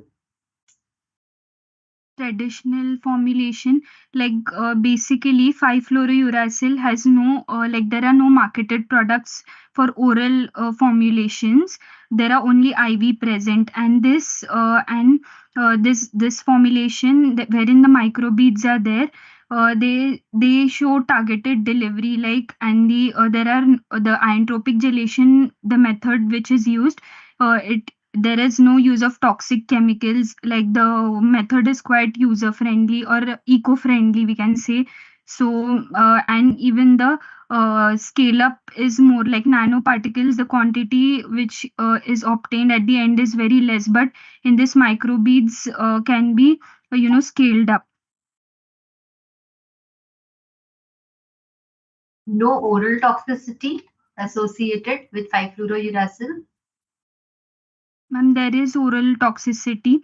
Like it is reported that it has poor bioavailability and oral toxicity, as it, along with the cancerous cell, it harms the healthy tissues or cells also. But the bus here in this formulation, what we are targeting is that Swarnabhasma, it acts like a carrier. So with that, the fluorouracil will embed in that carrier, and it will actually target to the colon side. So there are less chances of toxicity, since it will not be killing more of healthy tissues. This is a proposal or this was observation? Actually, for now, it is a proposal. We are working on it. It's still not completed. Over to you, ma'am. Manjula, ma'am. Yeah. Yes. In continuation to the madam's question, so you have not done the studies, right? You have just developed the formulation. Yes, ma'am. For now, like it is in process. We have just developed the formulation, and now we are proceeding with all the other studies. Like it is going on. But how do you ensure that whatever the model, the AI tool that you have used, so it's based on the entrapment efficiency only, you have arrived at the conclusion that it has helped in developing a good formulation? Yes, ma'am. On that basis only for now, and particle size also, we can say, like up till now, that with the help of formulation AI, I was able to optimize the batch. Like. Apologies for interruptions. Thank you for your insights. To ensure fairness to all participants, we must stop here. The time has elapsed. Moving on to the next presentation. Code number PG051. Kindly switch on your camera. We will be presenting your video now.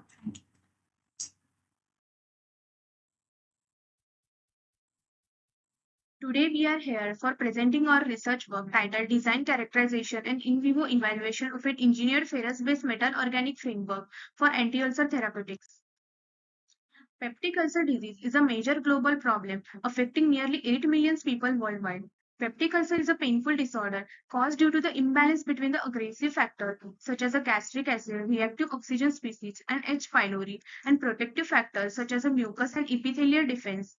Existing drugs show the poor solubility, low bioavailability, rapid clearance, and side effect. Hence, a novel drug delivery system is required. So, to address this limitation, we work with the metal organic frameworks. Now, MOF are the porous crystalline structures made from the metal ion connected with organic ligands. They have a large surface area and tunable pore size. These properties make MOF excellent carrier for drug delivery. Now, move towards the rationale and method. Now, famotidine have the poor solubility, low bioavailability, and instability in acidic gastric pH reduces its therapeutic effectiveness. FE-MOF provide a porous high surface area framework for encapsulation and controlled release of drug. It enhances the stability and the protect drug from gastric degradation. It shows the synergistic effect. Fe ion have been reported to interact with the reactive oxygen species, such superoxide and hydroxyl radical, that reduces the oxidative stress. It enhances the tissue healing. For synthesis, the solvothermal method was used. First, the ferrous chloride was dissolved in a distilled water and then mixed with the sodium sulfate and sodium hydroxide under stirring. Trimesic acid solution was then added to the induced metal ligand coordination. The mixture was stirred for 12 hours for MOF formation. Then the product was centrifuged at 5000 rpm for 10 minutes, washed with ethanol and water, and then dried in an oven, obtained the plain MOF. Then the plain MOF was loaded into the famotidine by using the passive method. FTR and XRD results. We then perform the FTR studies to confirm the chemical studies. In FTR spectrum, the plain MOF 1591, 1435, and 3334, these peak confirm the carboxylic stretching of trimesic acid. Now 672 and 641, this peak confirm the metal oxygen bonding in FTR spectrum of famotidine loaded MOF. 1694, 1234, and 1111 centimeter inverse. This peak confirm the famotidine is loaded successfully in MOF. Now, in XRD analysis was conducted to confirm the crystalline nature. XRD peak at 33 degree and 35 degree indicate the ferrous peaks. At 49 and 54 confirm that the ferrous MOF structure with high crystallinity. Now, optimization and drug release. In this work, we also use VD optimization to prepare the different batches and study how excipient concentration affect the drug release and surface area. By changing the level of selected excipients, we observe the variation in release pattern and surface area. And the optimized batch was finalized based on maximum surface area and sustained drug release for prolonged activity. In vitro drug release studies, optimized MOF show the faster and sustained drug release compared to pure drug. Continued release over the 12 hours indicate the extended release behavior, proving the efficiency of the MOF for controlled delivery. Next will be explained by my co-author. BAT and SEM analysis. BAT surface area analysis was done to understand the porosity. The optimized MOF showed a high surface area of around 708 meters square per gram and an average pore diameter of about 25 nanometer. Such a large surface area and mesopore structure clearly indicate excellent suitability for drug loading and control release. SEM analysis further confirmed the morphology. Plain MOF showed well-defined crystalline particles, while the drug-loaded MOF shows slight morphological changes, confirming drug deposition without affecting the structural integrity. In microscopic images, plain MOF shows small, well-dispersed crystals without aggregation. Drug-loaded MOF shows larger, dense cluster, confirming the drug has been incorporated into the MOF structure. The visible structural changes prove successful loading and interaction between drug and MOF. In vivo anti-ulcer study. In vivo anti-ulcer activity was evaluated using the pyrrolus ligation model. This model induces ulcers due to accumulation of gastric secretion and oxidative stress. Different groups were studied: normal saline, disease control, standard drug, plain MOF and MOF formulation at 2 mg per kg and 3.6 mg per kg. After 8 hours, we clearly observe that the disease control group shows severe ulceration. The standard group shows significant protection, and the MOF loaded drug, especially the dose of 3.6 mg per kg, shows a remarkable reduction in ulcer severity compared to standard treatment. Plain MOF also showed mild healing due to the antioxidant effect of iron. In histopathological examination, in the disease control group, deep mucosal damage, necrosis, and inflammation were clearly visible. In the MOF treated group, especially at 3.6 mg per kg, the gastric mucosa appeared almost restored with the minimal inflammation and re-epithelialization.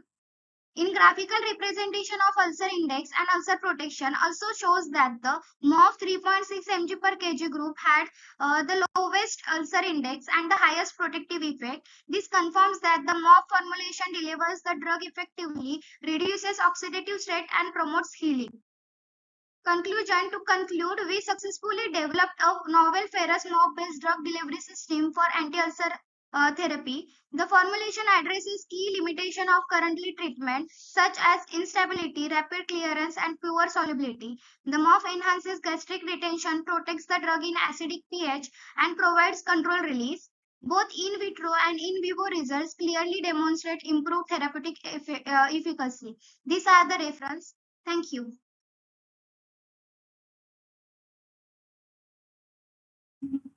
I now invite the judges to ask their question to the respective presenters.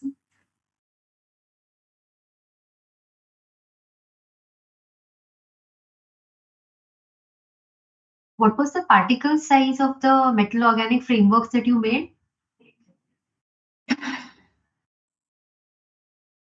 You're muted, miss. 0.3 to 9.5 micrometer. In diameter is 0.5. So any agglomeration that you could see in the formulation? What, ma'am? Any agglomeration problems that you could see in the formulation? No, ma'am. Okay. Over to Anju, ma'am.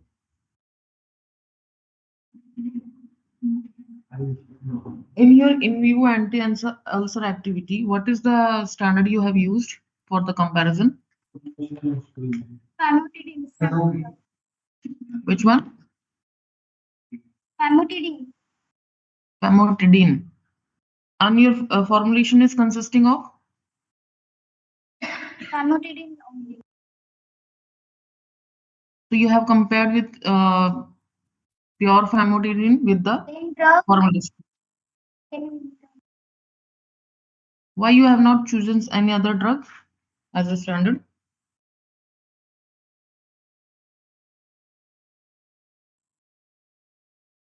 What, ma'am? In your preparation of graphical graphs you have prepared for the in vivo activity, which software you have used? Graphism.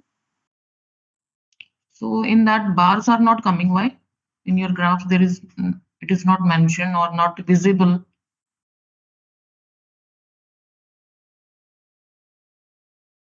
I think it is just it is looking like from Excel you have just prepared, isn't it?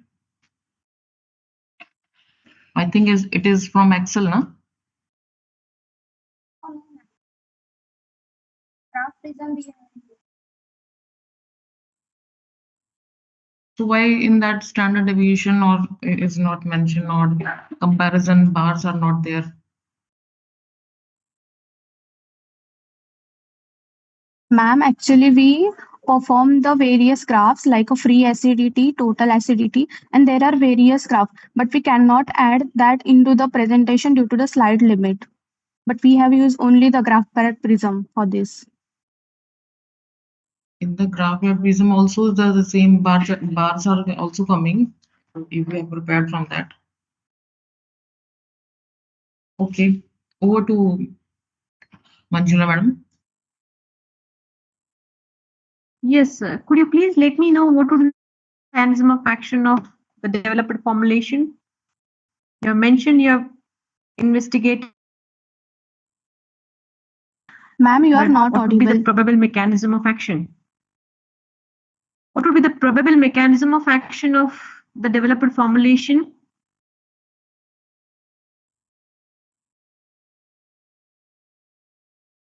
Am I audible? Yes, ma'am. Actually, Yeah. we have So first you have ferric chloride. investigated the in vivo anti-ulcer activity. So my question is, what would be the probable Ma'am, you are not audible to us.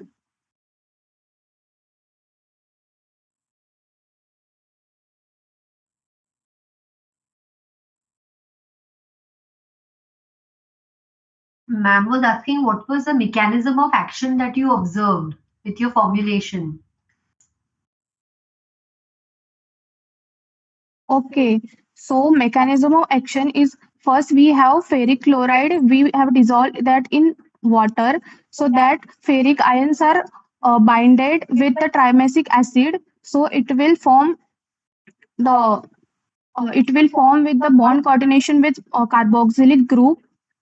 Miss, it's not formulation. Mechanism of action. Mechanism of action. Pharmacological activity. How does your formulation change the mechanism of action?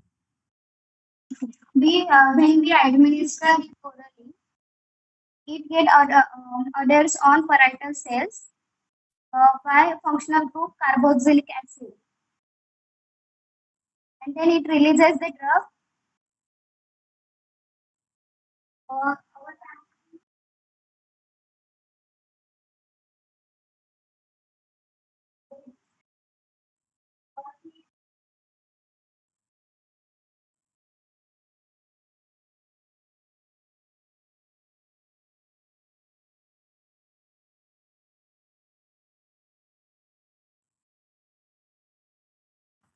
Apologies, but the time is over. We need to stay on schedule for the subsequent presentations. Thank you. We will proceed to the next presentation. Code number PG064. Kindly switch on your camera. We will be presenting your video now. Thank you. This versicolor is a fungal infection of the skin, usually caused by Malassezia species.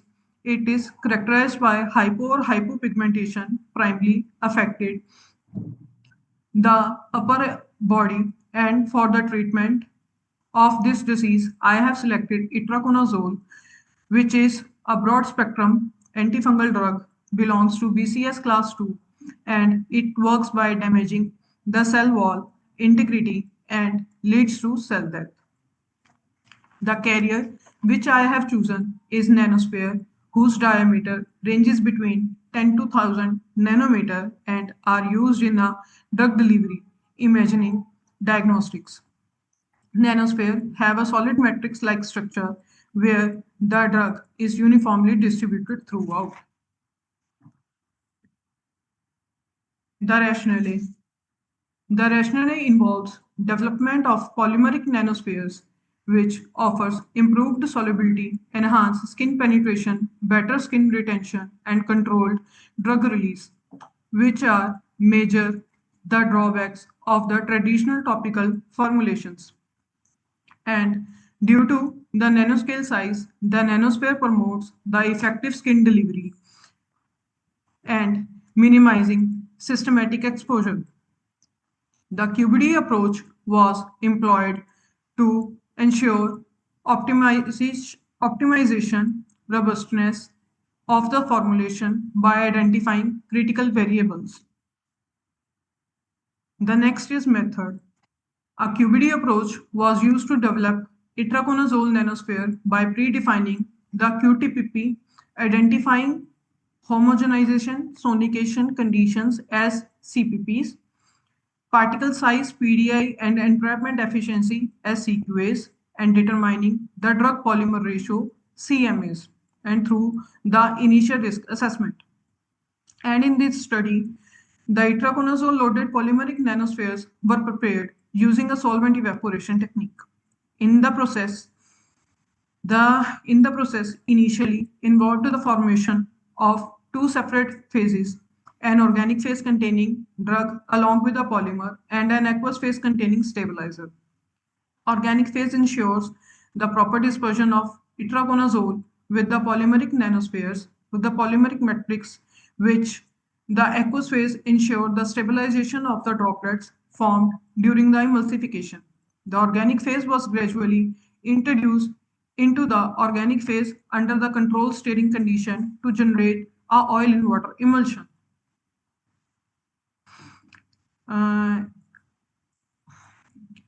To further reduce the droplet size and achieve nanoscale emulsion, the nanoscale emulsion was subjected to an intensification step high energy processing leading to the formation of a fine nano emulsion.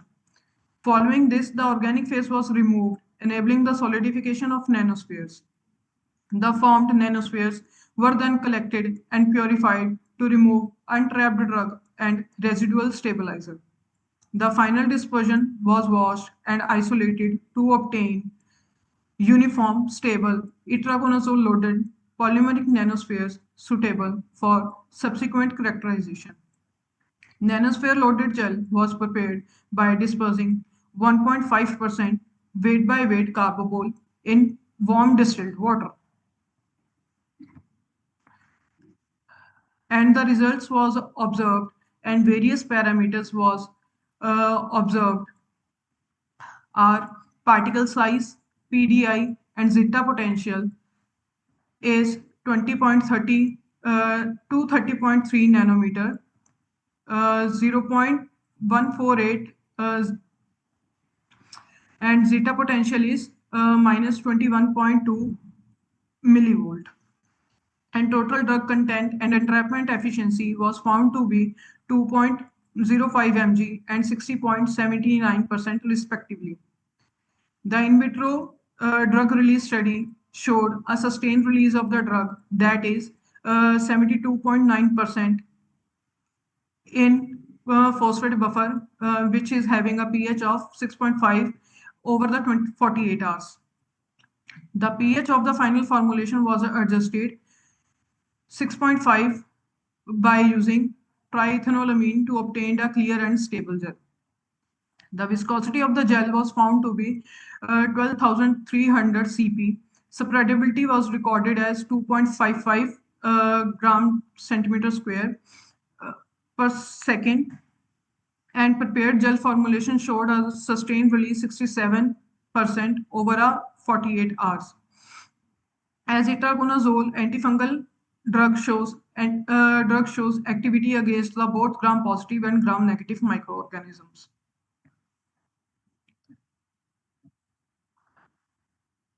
Here are the some pictures which shows the in vitro drug release of my formulation, SEM and TEM of itraconazole and antifungal study. In this slide, the gel picture is shown, in which I have done the comparison study between the conventional dosage form and nanosphere gel. In this, the conventional dosage, the conventional gel release in the 24 hours, which is which shows a 95% of drug release, 95 to 96% of drug release in 24 hours.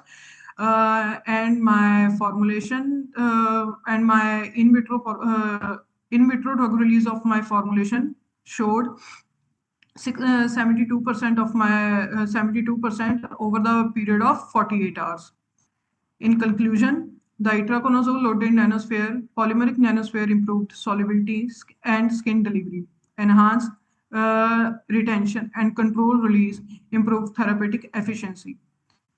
QBD approach ensure robust and optimized formulation.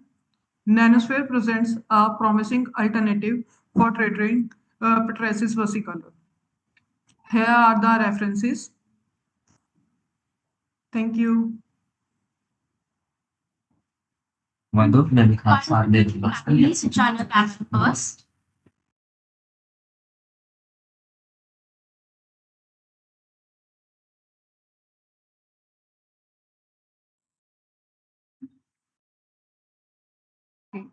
Ma'am, shall I take the question?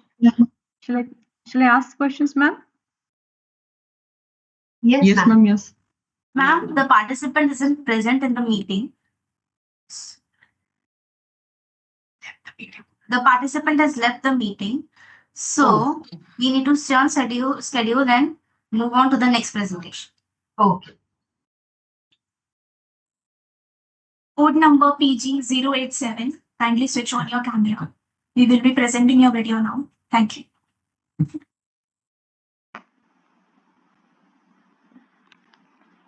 Good morning, respected evaluators. My presentation code is PG087. Today I will be presenting my research titled Pharmacological Evaluation of Morchella esculenta extracts for antioxidant, antidepressant and antizylotic activity. The presentation is organized into background, rationale, methodology, results and conclusion. All content is strictly technical as per the guidelines. So, depression and anxiety are the two most common psychiatric disorders affecting millions of people worldwide. Despite many available medicine, long-term use of synthetic antidepressants and antizylotics is associated with several drawbacks such as sedation, dependence, tolerance, weight gain, and withdrawal symptoms. Due to these concerns, there is growing interest in natural medicinal sources that offers better safety and good therapeutic potential. Morchella esculenta, commonly known as Gucci mushroom, is widely consumed edible fungus. It contains a rich profile of phenolics, flavonoid, alkaloids, and polysaccharides. Previous research has shown strong antioxidant properties. However, scientific evidence on its neuropharmacological potential is extremely limited. Since oxidative stress and inflammation plays a major role in the pathophysiology of mood disorder, exploring Morchella esculenta could provide a natural and safer alternative for managing depression and anxiety. The rationale of my study is based on the scientific gap in literature. Although Morchella esculenta is nutritionally rich and traditionally consumed, very few experimental studies have investigated it in antidepressant and antizylotic properties. Secondly, due to the induction of the scopolamine, depression and anxiety induce that increase the reactive oxygen species and also increase the inflammatory markers and neurotransmitter levels. But the active fraction of Morchella esculenta reduces it.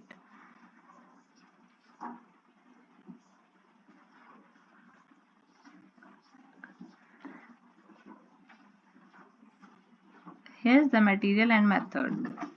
The mushroom was extracted using a sequential extraction method with solvents of increasing polarity: pet ether, chloroform, ethyl acetate, acetone, and ethanol. Preliminary phytochemical screening was conducted using standard protocols. And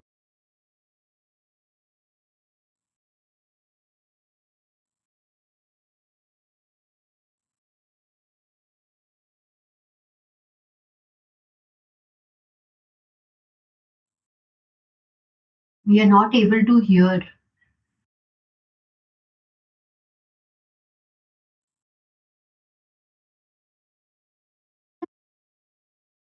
then in vitro antioxidant activity will be performed. The extract that has maximum antioxidant property will selected for further fractionation.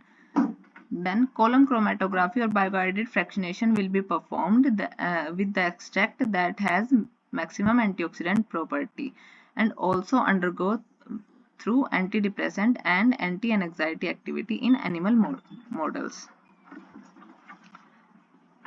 Preliminary phytochemical screening was conducted using standard protocols. The major findings were alkaloid detected in pet ether, chloroform, and ethyl acetate.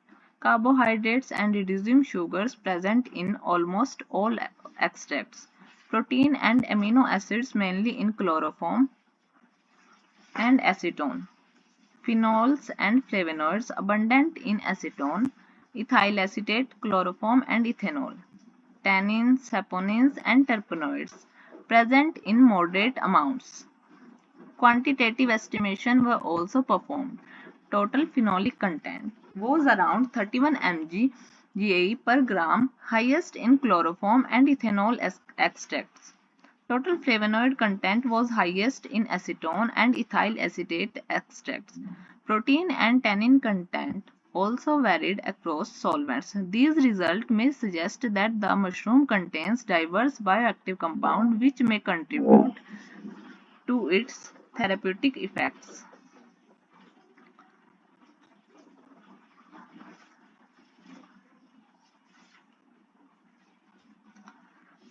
To further isolate and understand the phytochemical composition, column chromatography was performed and fractions were collected. TLC analyses were carried out for each fractionation using multiple mobile phase systems. The best separation was observed in an hexane ethyl acetate 50-50 ratio, where 8 distinct bands appeared clearly under UV light.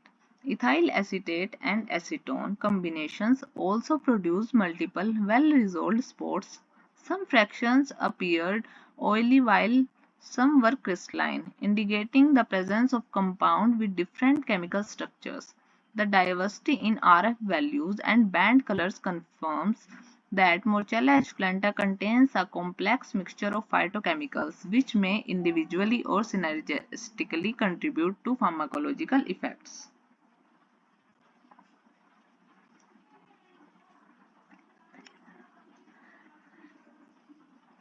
For pharmacological evaluation, albino star rats were divided into 6 groups: normal control group, vehicle group, standard group, low dose, medium dose, and high dose. The following standard behavior tests were used. Antioxidant activity will be performed by DPPH assay, anti-anxiety test by elevated plus mass test, light dark box, and antidepressant test by tail suspension test. And at last, biochemical analysis will be done by neurochemical markers, oxidative stress markers like T-bars. All procedures were conducting following standard ethical guidelines. In the DPPH assay, Morchella esculenta extract showed strong free radical scavenging activity. This supports its potential to reduce oxidative stress, which is closely linked to mood disorders. In behavior test, in the elevated plasma test, animals treated with medium and high doses spent scientifically more time in the open arms compared to the control group. This indicates reduced anxiety-like behavior. In the light dark box test, treated animals spend more time in the light chamber and showed increased transitions, which further confirms anti-xylotic activity. The results were dose dependent, with the 1000 mg per kg extract showing effect close to the standard drug. In the tail suspension test, a prominent reduction in immobility time was observed in the extract treated groups. The reduction was most significant in the high dose group, indicating strong antidepressant-like activity. Neurochemical analysis revealed improvements in parameters associated with oxidative stress and neuronal health. The T-bar assay showed a decrease in lipid peroxidation, suggesting that the extract helps protect neurons from oxidative damage. Data was subjected to statistical analysis using appropriate method. The behavior source clearly shows a dose-dependent response. The antioxidant activity correlates with the improvement in behavior test, suggesting the mechanism may involve reduction in oxidative stress, modulation of neurotransmitters, and anti-inflammatory actions of the phytochemical present in the extract. So, to conclude, Morchella esculenta extract shows scientific antioxidant, anti-anxiety, and antidepressant activities.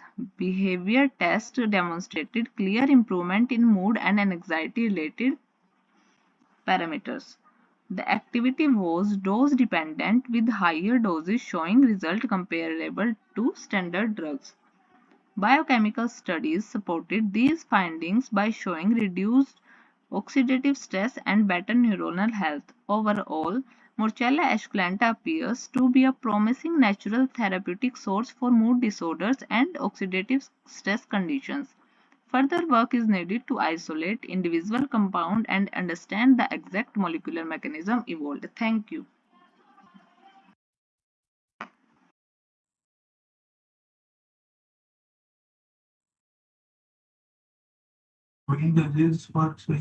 Please, code number 87. Can you switch on your camera?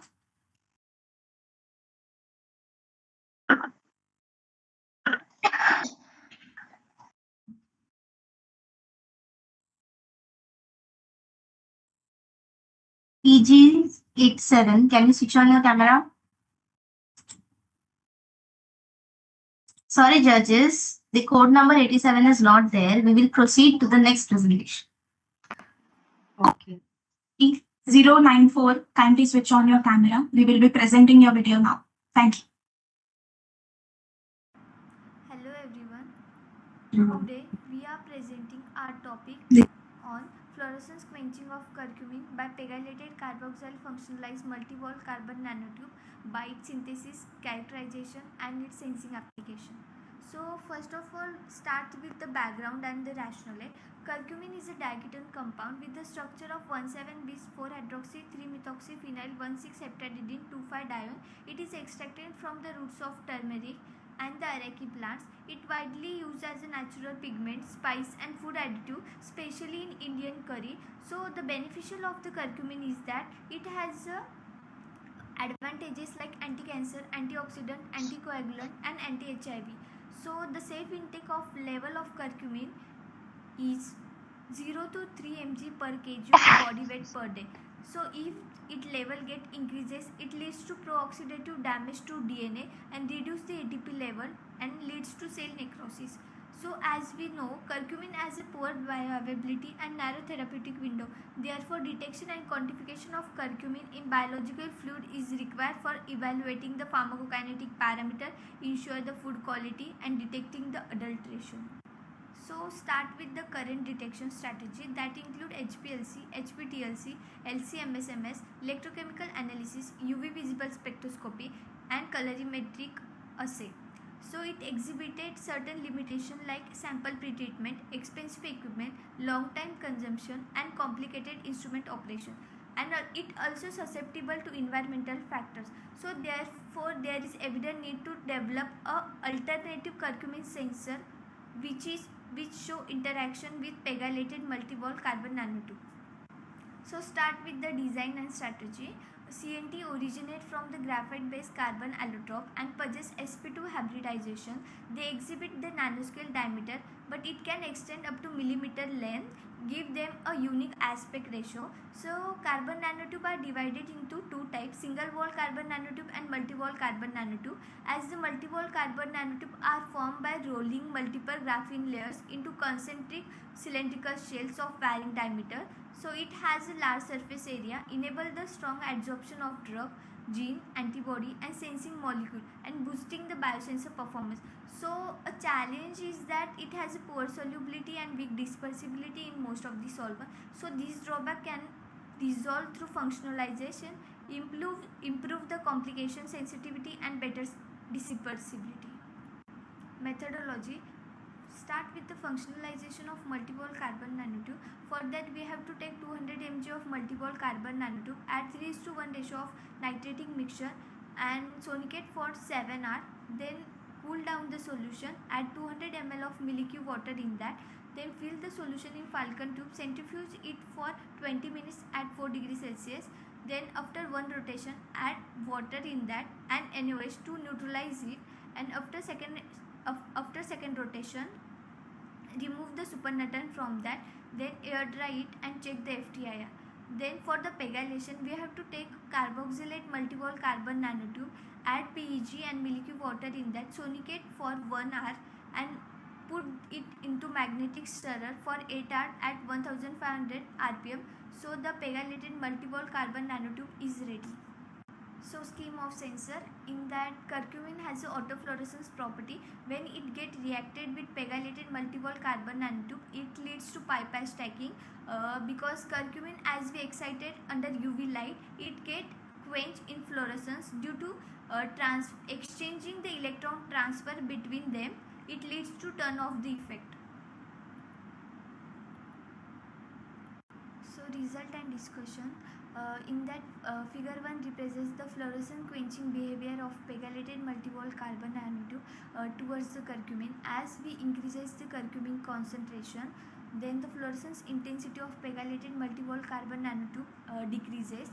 This occurs because curcumin has a pi-pi interaction with the carbon nanotube, and when curcumin binds to pegylated multi-wall carbon nanotube, it leads to non-radiative electron transfer and causing separation of the fluorescence, which is known as the turn off the effect. Then the small inset graph, in that it has the concentration and intensity which is almost linear and shows the LOD 1.1 micromolar and the R square is 0.98.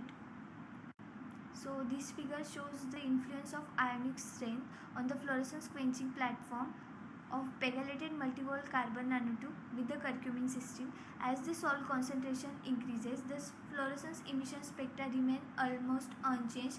There is no significant increase or decrease in the intensity. And the third graph shows the temperature effect, in that as we increases the temperature, it leads to decrease the emission intensity. So the increase of the temperature leads to disassembly of the mixture and enhance the non-radiative process of pegylated multi-wall carbon nanotube. This is the graph of pH effect. Y-axis represents fluorescence intensity and x-axis represents pH effect. The intensity of fluorescence decreases at acidic pH, increases at neutral pH, and sharply decreases at basic pH. The multi-wall carbon nanotube curcumin complex remains quite stable across a broad pH 2 to 12. Now next is the lifetime study, the fluorescence decay study. The black line indicates multi-wall carbon nanotube. The red line indicates pegylated multi-wall carbon nanotube with curcumin. When curcumin interacts with multi-wall carbon nanotube, the decay becomes faster and it shows static quenching. Now next is the FTIR. The FTIR indicates the carboxyl peak together with the appearance of pegylated specific bands in the FTIR spectrum clearly confirms the successful conjugation of pegylated onto the multi-wall carbon nanotube surface. This is the graph of selectivity studies. A multi-wall carbon nanotube pegylated shows an efficient interaction with curcumin. It displays highly selective response in the presence of curcumin compared to other amino acids. The future outcome is when the serum sample is treated with probe and the substrate, the curcumin get quantified. The conclusion is the fluorescence sensor for curcumin using the pegylated multi-wall carbon nanotube with pi-pi stacking achieved a 1.1 micromolar LOD, demonstrating high selectivity and stability. The sensor is effectively detected curcumin in rat serum, indicating potential for biomedical applications. The sensor is a simple, cost-effective and sensitive alternative to traditional methods. These are my some references. Thank you. Hello everyone. Today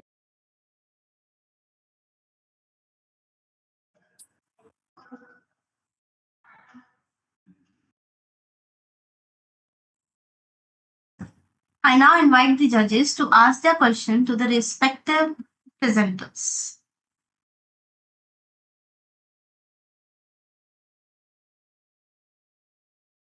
My question to you is, were you interested in detection of curcumin or was it just a prototype that you took? Ma'am, we are doing the curcumin quantification, and our future outcome is that to modify a prototype for that.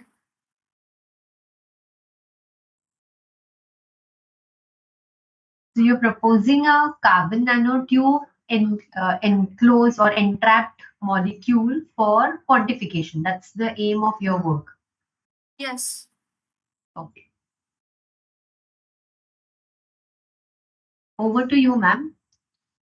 Yes. Okay. So, yeah, please, madam. Please, madam, continue, please.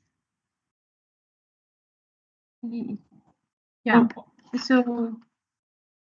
So I just wish to know, you are developing the sensor application, no? Or because already this pegylated carboxy, whatever the multi-wall carbon nanotubes studies are already been done, no?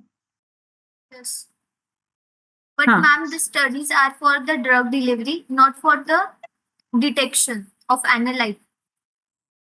So our main object is that to detect for analyte through multi-wall carbon nanotube pegylation. Okay. So how did you assess that? Ma'am, we are reasons. Then for the identification of their mechanism, we perform TCS-PC lifetime decay, and then we check at different temperature, different pH, and ionic strength. And also we used FTIR for this to ensure or to confirm the pegylated multi-wall carbon nanotube. We run different batches of FTIR and also perform a zeta potential for the confirmation. No, you mean to say it is a fluorescence quenching, no? Yes. Yes. So how did you assess that? It assessed by TCS-PC lifetime decay. Okay, madam. Over to you. It means your curcumin is acting as a quencher over here. Yes, ma'am. So what is the need of that? Curcumin is need for detecting adulteration in checking food sample and also for the pharmacokinetic parameters. To So detect how curcumin. It will be utilized? For that, we check curcumin in real sample of Vista rat serum sample. First of all, for that we take serum sample and then we do a protein precipitation.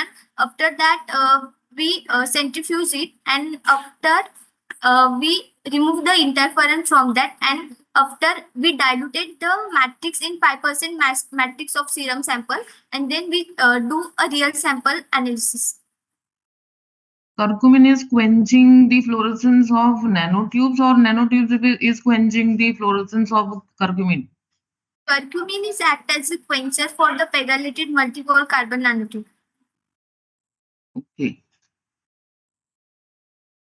What is the effect of pH on your formulation, on this preparation? There is not, first of all, at acidic pH, there is decreasing intensity. As neutral pH, it increases, and at basic pH, it Sharply decreases. sharply decreases. Why? Because What's the concept behind that? curcumin, as we know, curcumin has in not dissolved in. It is less biocompatible and less soluble. To make it more soluble and biocompatible, we use curcumin for this.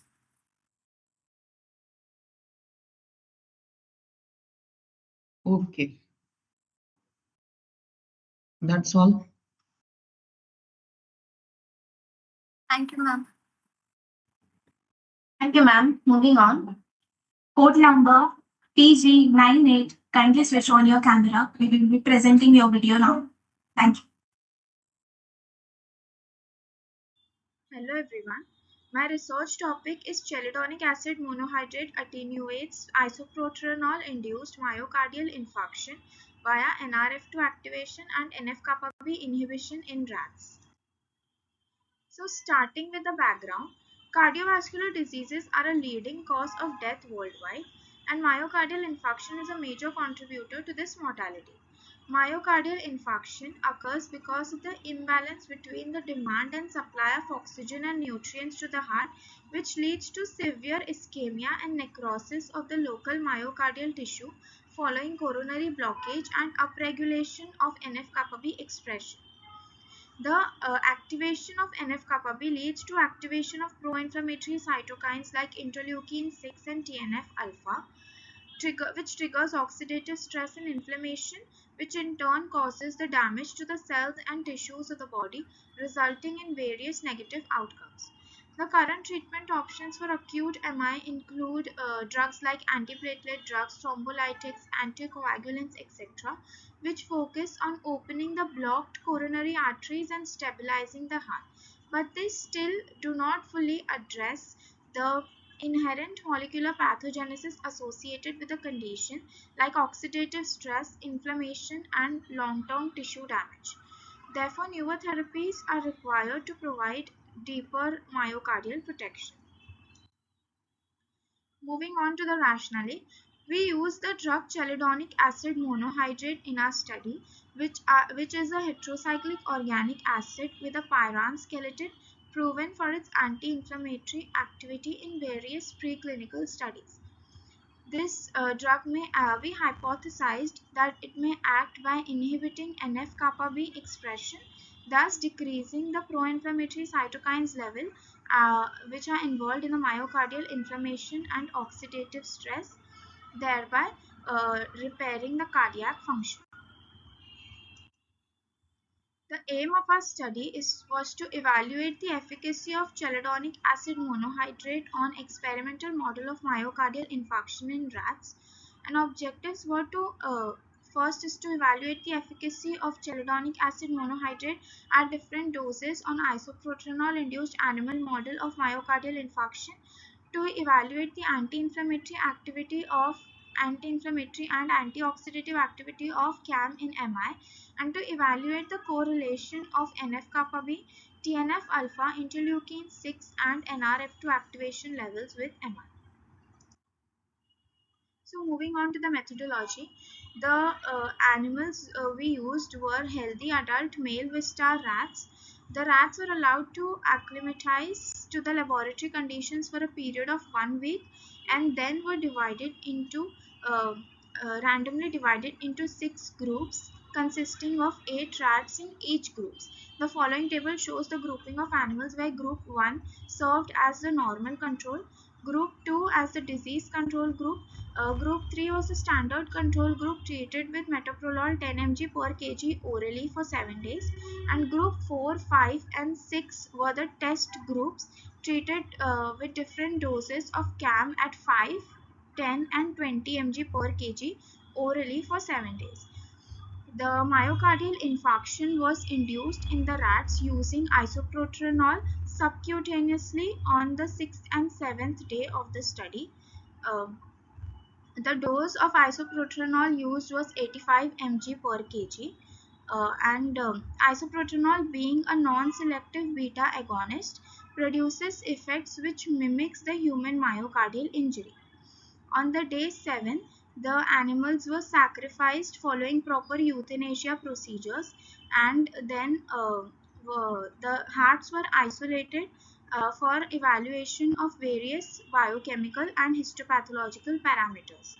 A total of 48 animals were approved by the IAEC committee for conducting the experiment. So the results, first is the effect of CAM treatment on hemodynamic parameters such as systolic and diastolic blood pressure and QT interval. So the diseased group significantly lowered the systolic and diastolic blood pressure and prolonged the QT interval, whereas the oral CAM pre-treatment group effectively increased SBP and DBP and normalized the QT interval. Effect on heart rate. Second is the effect on heart rate, cardiac hypertrophic index and left ventricular wall thickness. So the isoprotronol group caused marked tachycardia, cardiac hypertrophy and increased the left ventricular wall thickness. while the CAM pre-treatment group reduced the heart rate and significantly attenuated the ISO-induced hypertrophic and structural changes towards normal. Third is the effect on CKNAC, CKMB, and LDH. These are the cardiac injury biomarkers which are specific to myocardial injury, and the diseased group markedly elevated the CKNAC and CKMB and LDH levels, while the CAM pre-treatment group dose dependently lowered the cardiac injury biomarkers towards normal, indicating strong myocardial protective effects. Next is the effect on cardiac NRF2, NF-kappa B, interleukin 6 and TNF alpha levels. So NRF2 is an antioxidant enzyme which is markedly decreased in the ISO group, while NF-kappa B expression is increased in the diseased group, which in turn causes increase in the interleukin 6 and TNF alpha levels. Whereas the CAM pre-treatment group significantly reduced the NF-kappa B expression and thereby reducing interleukin 6 and TNF alpha levels while increasing the NRF2 expression, confirming its antioxidant and anti-inflammatory actions. So next is the effect on oxidative stress. MDA is an oxidant enzyme which is a marker of lipid peroxidation and is markedly increased in the diseased group, whereas SOD and catalase are antioxidant enzymes which are reduced in the diseased group. The chelidonic acid monohydrate restores the antioxidant balance in a clear dose dependent manner by reducing the lipid peroxidation biomarker and improving endogenous antioxidants.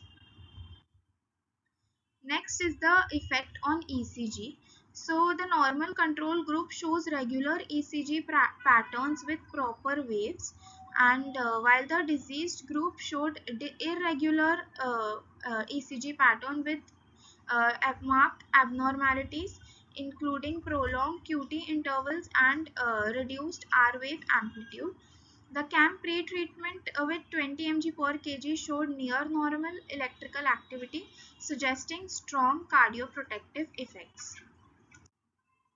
So next is the histopathological findings of the myocardial tissue.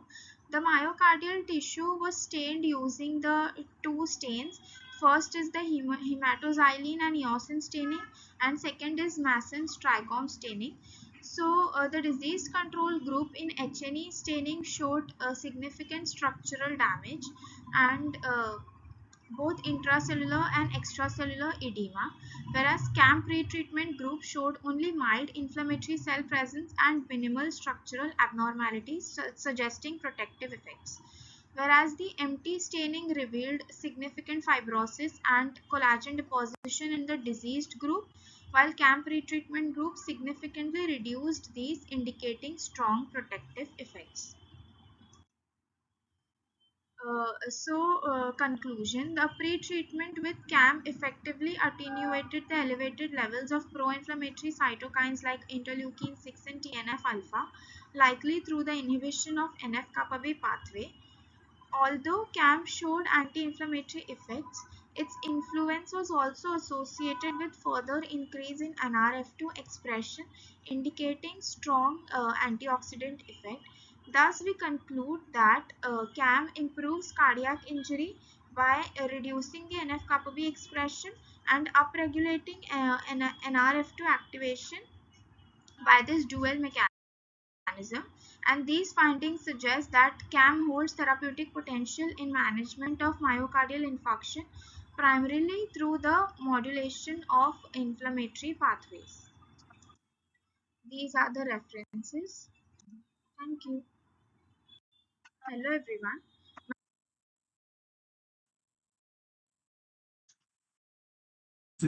I now invite the judges to ask their question to the respective positions.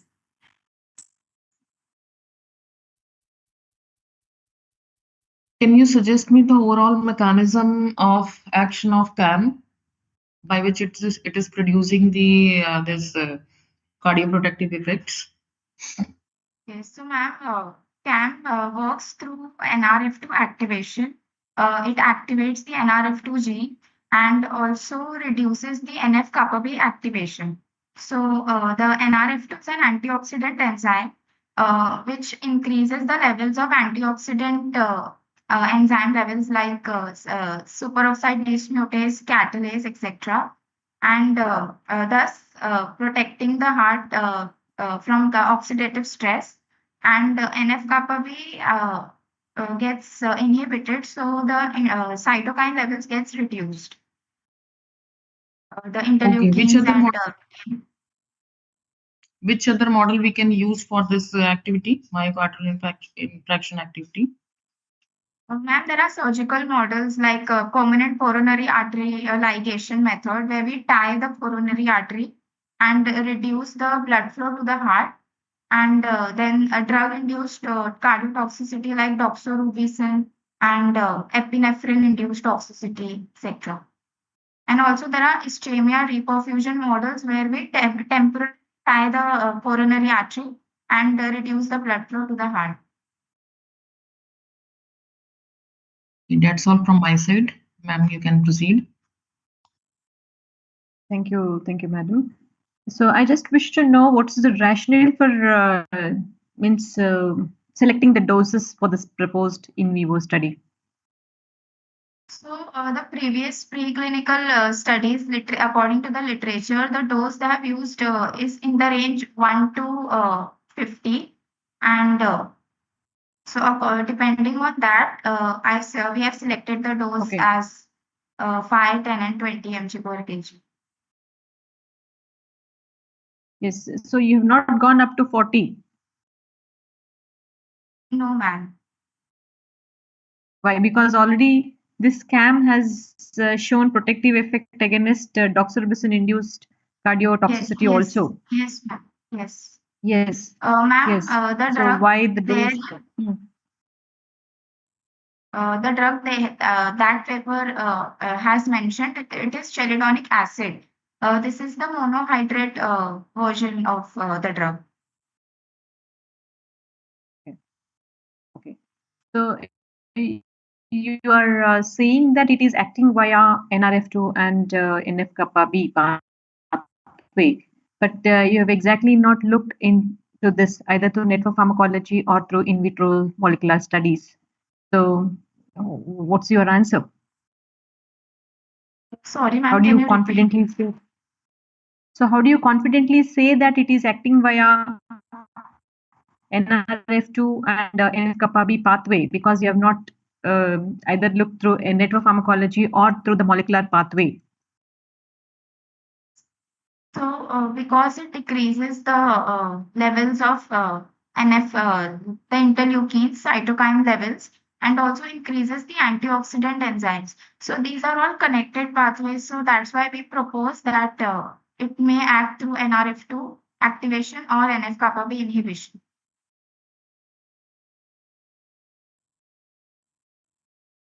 Over to you, ma'am. Any solubility concerns with this drug, with this molecule rather?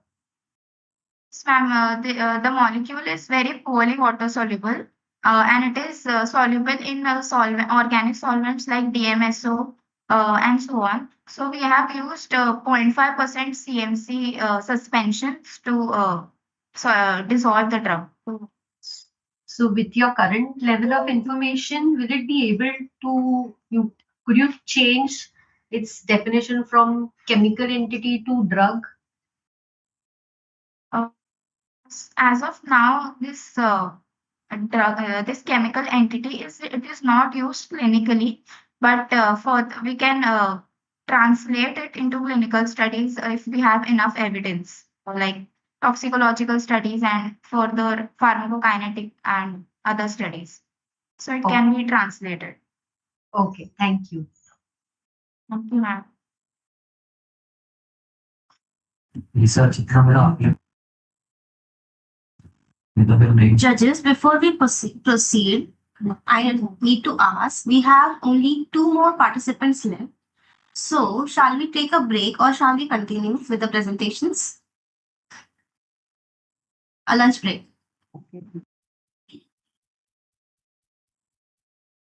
I am okay. How about Dr. Manjula? Dr. Anju? I'm also okay, madam. Yeah, Okay, I I'm think also finished. okay. Yeah, yeah. Thank you, ma'am. Thank you so much. So shall we continue? Yes, Yes, please. yes, we can. Code number PG102. Please switch on your camera. We will be presenting your video now. Thanks. Greetings of the day, evaluators. So today I will be presenting my work on the novel nanotechnology platform designed for the effective management of the cancer with my research titled Synthesis and Characterization of Doxorubicin-Loaded Upconversion Nanoparticles for the Management of the Cancer. The clinical need for this research becomes more clear when we see at the global data. The International Agency of Research on Cancer predicts that the cancer case will rise up to 56%, that is 30 million cases each day by 2014. Today we rely on imaging tools like MRI, CT scans and mammography, although they are used in standard practice, but they struggle with sensitivity and precision. In simpler terms, it often misses the cancer at very early and treatable stages. On the other hand, we have traditional treatments like surgery, radiotherapy, and especially chemotherapy, which face one core challenge, that is poor selectivity. It means it lacks differential toxicity. It often damages the healthy tissues along with the cancerous one. And the major problem includes the inability to detect and treat this micrometastasis, which is also known as secondary tumor, which is undetectable in the imaging tools and untreatable by the surgery. So it causes very severe systemic side effect. So to address this gap, we need a single platform which unifies both diagnosis and treatment of the cancer at very early stages with more selectivity and more precision. So here comes the field of theranostic, which means diagnosis plus treatment in the single platform. So this is the foundation of my research. To address this problem and to enable theranostic, I am using upconversion nanoparticles as my carrier.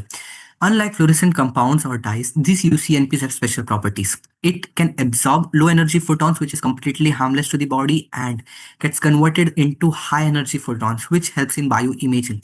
This behavior is possible due to the specific rare earth elements called as lanthanide, which I am using to synthesize these upconversion nanoparticles. Why this is important? Because we are exciting this nanoparticles with this near infrared light around 980 nanometers, which penetrates deeper into the tissues as compared to UV or visible light. This means we can get clear image from the deeper region of the tissues without harming any healthy cells, and with the zero background autofluorescence means it gives zero background interference. Ultimately, IUCNPs are safe and gives high sensitivity images. IUCNPs are not only limited to the bioimaging purposes but can also be used as a drug carrier. We can load the chemotherapeutic drug onto the surface thanks to the surface chemistry. By modifying this with the specific antibodies, we can also target to the specific cancer. So by combining this approach, that is deep tissue imaging plus targeted drug delivery, these UCNPs are the ideal choice for this theranostic system. So let's move towards the rationale. My rationale starts with the material itself. I'm using upconversion nanoparticles, which overcomes the stability and emission limitations of the conventional nanoparticles. These UCNPs are hydrophobic in nature, so to make it biocompatible, I have coated it with silica, not with the plain silica, but with the mesoporous silica. It has two advantages. First, it makes the system hydrophilic. Ultimately, it makes the system more biocompatible. It means it increases the residence time into the body. And second advantage is that by making them porous, we have more surface area to load more drugs into it.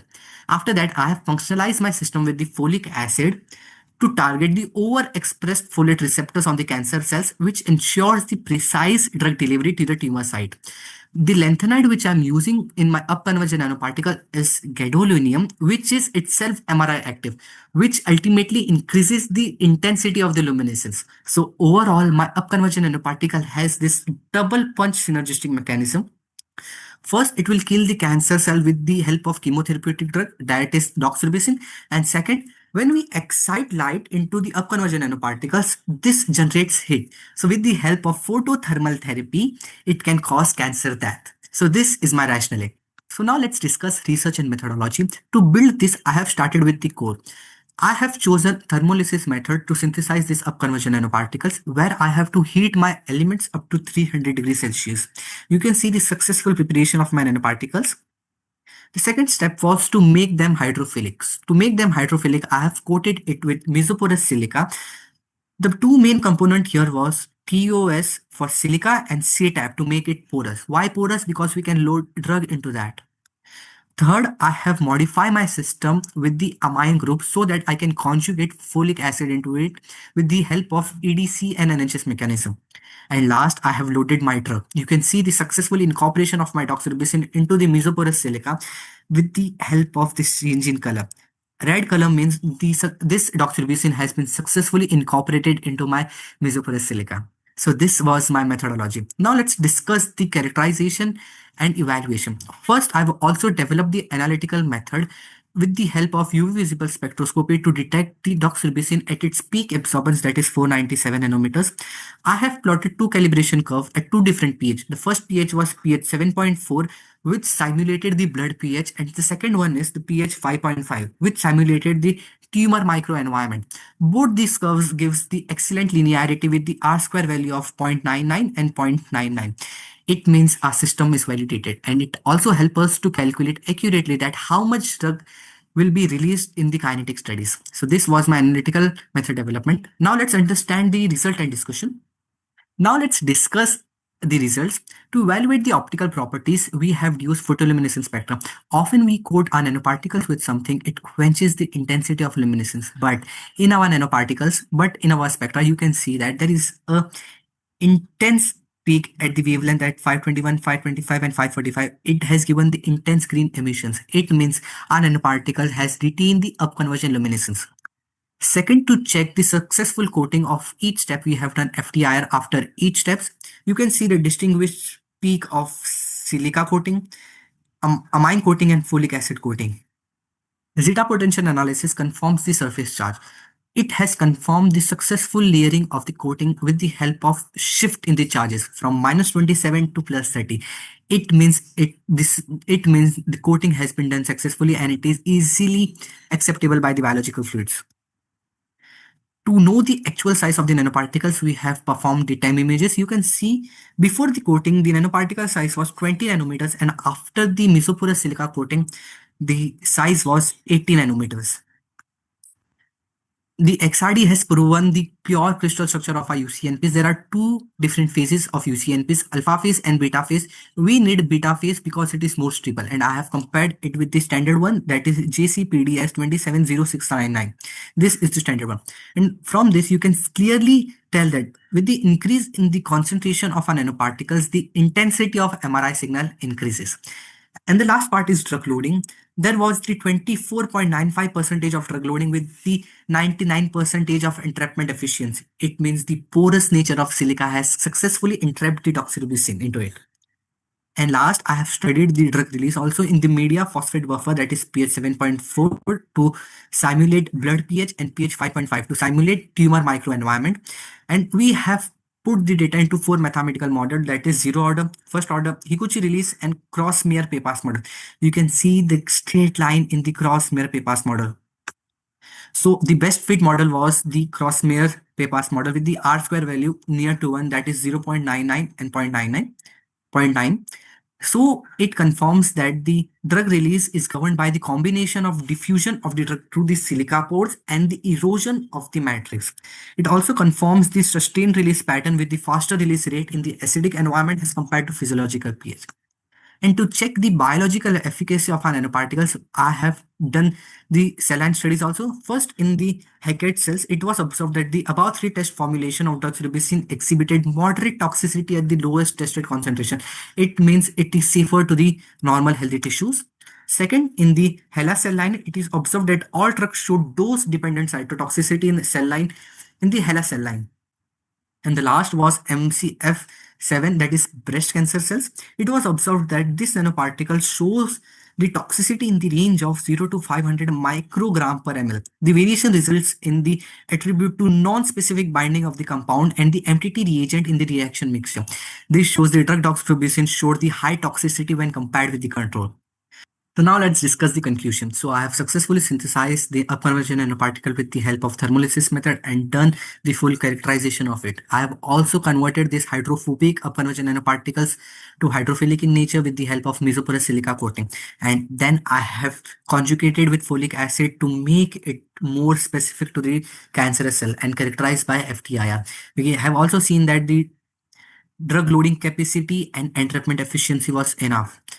And we have also done the in vitro release studies, which shows 94.58% release at the end of 48 hours at the pH 5.5. It means optimum pH for cancerous cell, and it was observed that it followed Cross-Mears-Pappas model. And last, as the concentration of gadolinium increased, its contrast power increased. Hence, it proved to be a diagnostic tool for imaging of cancerous cell, and it can also be proved that upconversion loaded doxorubicin is best suited for management of cancer as the nanotheranostic property. So here are the references. Thank you. I now invite the judges to ask their question to the respective presenters. If you're proposing that this molecule could be used as a theranostic, this formulation or whatever you could call it, how about the toxicity associated with the residence time of this in the body? Ma'am, am I audible and visible? Can you hear me? Yes. Ma'am, the toxicity part is, although our UCNP is non-toxic, but if the lanthanide which I'm using, I'm coating it with mesoporous silica. It makes the whole system biocompatible and hydrophilic. Ma'am, the clearance pathway of this nanoparticle based on the literature is of hepatic and splenic pathway via the RES system, reticuloendothelial system. So ma'am, in our blood, we have a opsonin protein which coat a nanoparticle and triggers the macrophages in the liver and spleen. So from that, it can clear it out, ma'am. Although our UCNPs is non-toxic, ma'am. But have you done any animal studies to prove the point? No, ma'am. We are in the future. We will be doing the animal studies. Now it's just a proof of concept at the cellular level, ma'am. Okay. In the cell line studies we have done. And then, but ma'am, in the future we are planning. You've used 2-3 different cell lines to show that it is having toxicity. Yes, ma'am. First, how about toxicity to the normal tissues?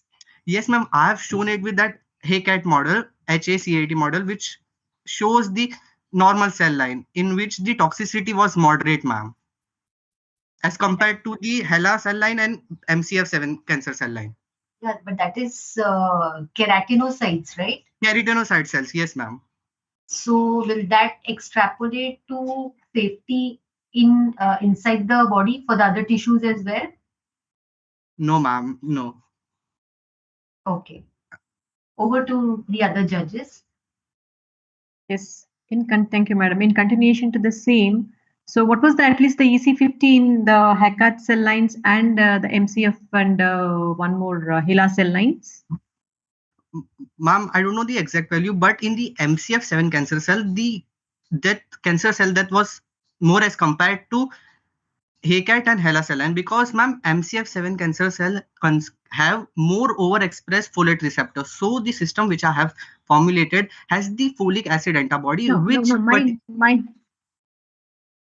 My question is, what is the difference in the IC50? Ma'am, I'm not remembering the actual value, ma'am. Hello? Yes. Ma'am, I'm not remembering the actual value of IC50, ma'am.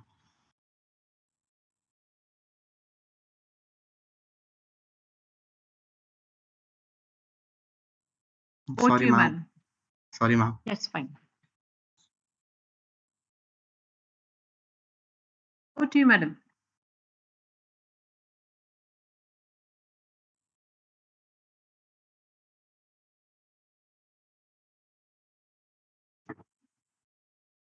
One spectra you have shown, that is the luminance spectra. Luminescence spectra, yes. Yes, ma'am. Yes. That what does the first peak represent and the second peak represent? Ma'am, it's the emission peak at 521 and 525. Ma'am, it represents that at that wavelength there was the intense green emission, ma'am. And there is third peak is also there at a that small peak, red one, yes, ma'am. Yes, what does it that indicate? There was an emission, but it was not that much intense, ma'am. So you have done with the absorption spectroscopy, na? Yes, ma'am. What is the wavelength of your analysis of the 980 formulation? nanometers, ma'am. 980.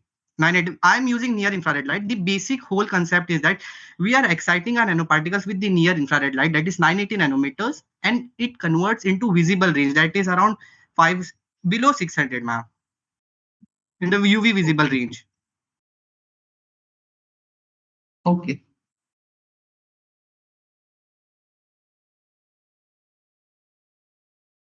That's all, madam, from my side. Thank you, ma'am. And ma'am, any more questions? No. Thank you so much. Thank you so much, ma'am. Thank you so much. Number PG. Code number PG108. Please switch on your camera. We will be presenting your video now. Thank you.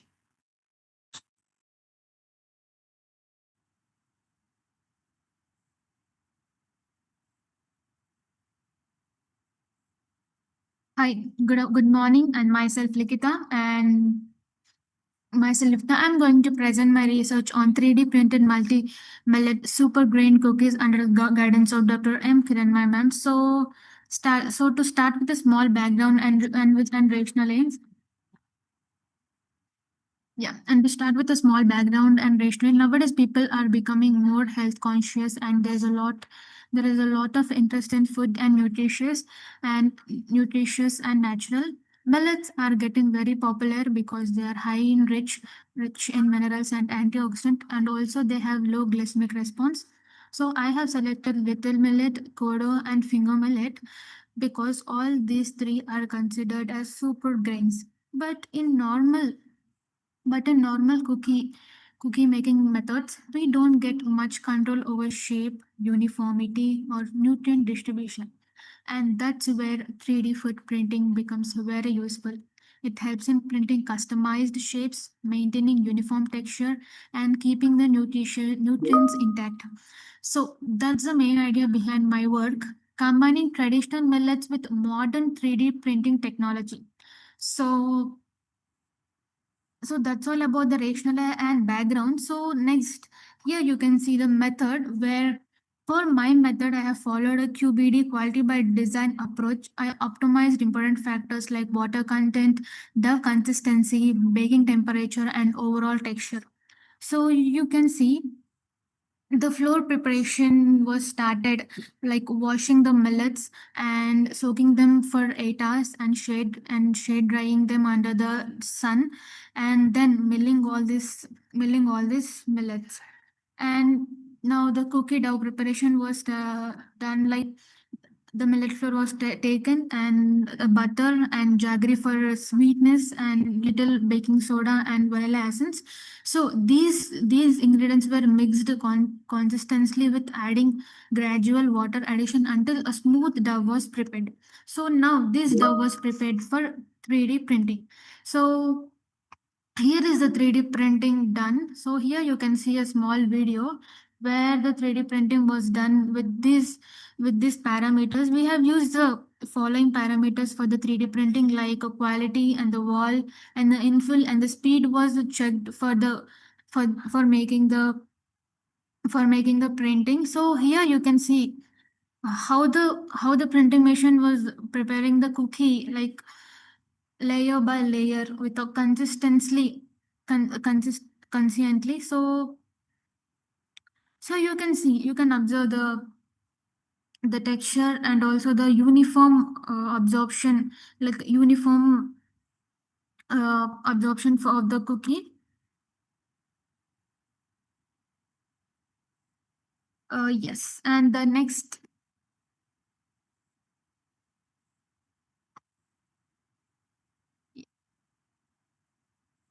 And after making cookie, we have have done like evaluation tests such as proximate analysis, physical properties and functional properties, and color analysis, texture analysis, and also rheology and also sensory evaluation. So here you can see the physical properties measured as a weight, diameter, and thickness and spread ratio across all the samples. The dimensions were very uniform. This shows the 3D printing have good control over shape. So next, the proximate analysis. We have used AOAC method for measuring the proximate analysis. The proximate analysis is nothing but the moisture, crude fiber, ash.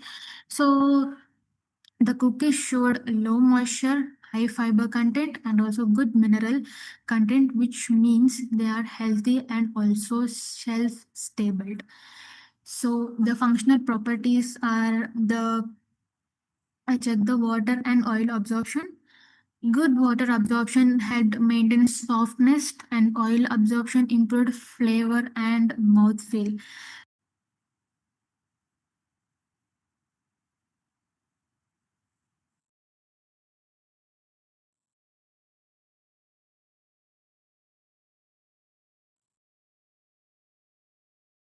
Properties are I checked the water and oil absorption.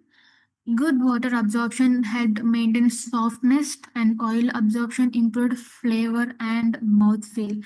So next, the color analysis was done with calorimetry.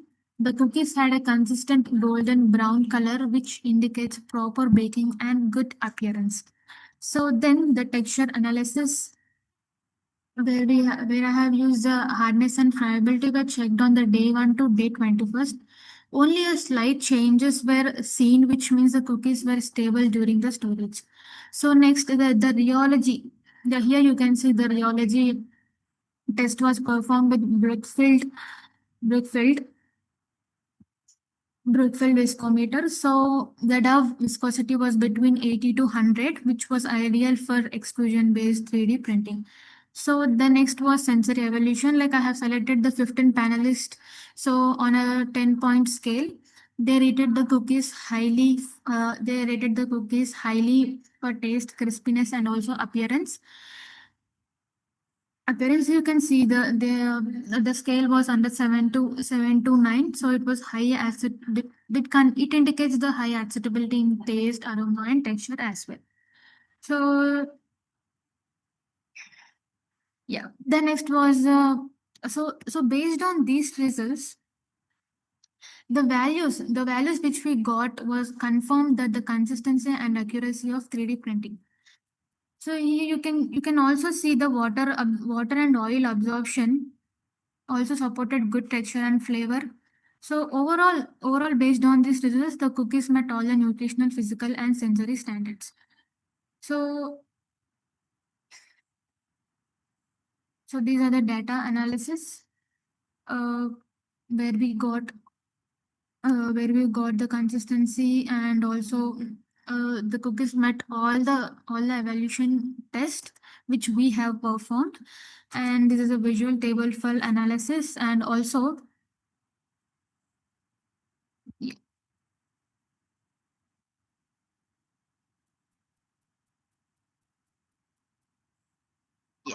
so to conclude this study successfully shows that 3D printed multi-millet cookies can be healthy, functional, and customizable snack option. So by combining finger little kodo millet, the cookies became rich in dietary fiber, minerals, and antioxidants. So the use of jaggery also added natural sweetness and extra nutritional value to the cookie. So these cookies printed well, maintained shape, and showed good storage stability. So this work proves that 3D printing with traditional grains can open a new opportunity for personalized nutrition, sustainable foods, and also innovative food products in future. Thank you so much. That's all about my research. Thank you for this opportunity. Thank you. Are you proposing this as a food, a nutraceutical? What is your take? Yes, ma'am. Hello, so to my research that the main aim is to get the traditional millets into the modern Apologizing 3D for technology. interruption. Yeah. Dear judges, we are sorry. We had contacted the participant and she had sent the video to us again, but it was in the spam folder. We just now saw it, so we request you to kindly consider and evaluate accordingly. Thank you. Thank you, ma'am. Yeah. So, because with this technology, will it not incur more cost per unit? No, ma'am, not at all. It is not a cost effective because we are using I'm using the traditional millets to the 3D printing. So there is no cost effective for that to make the millet cookie. So the main aim is to get the nutritional value through the millets to our modern 3D printing technology. Okay. Over to the other judges. So what is the novelty? So what are of the this? limitations? Yeah, yes, ma'am.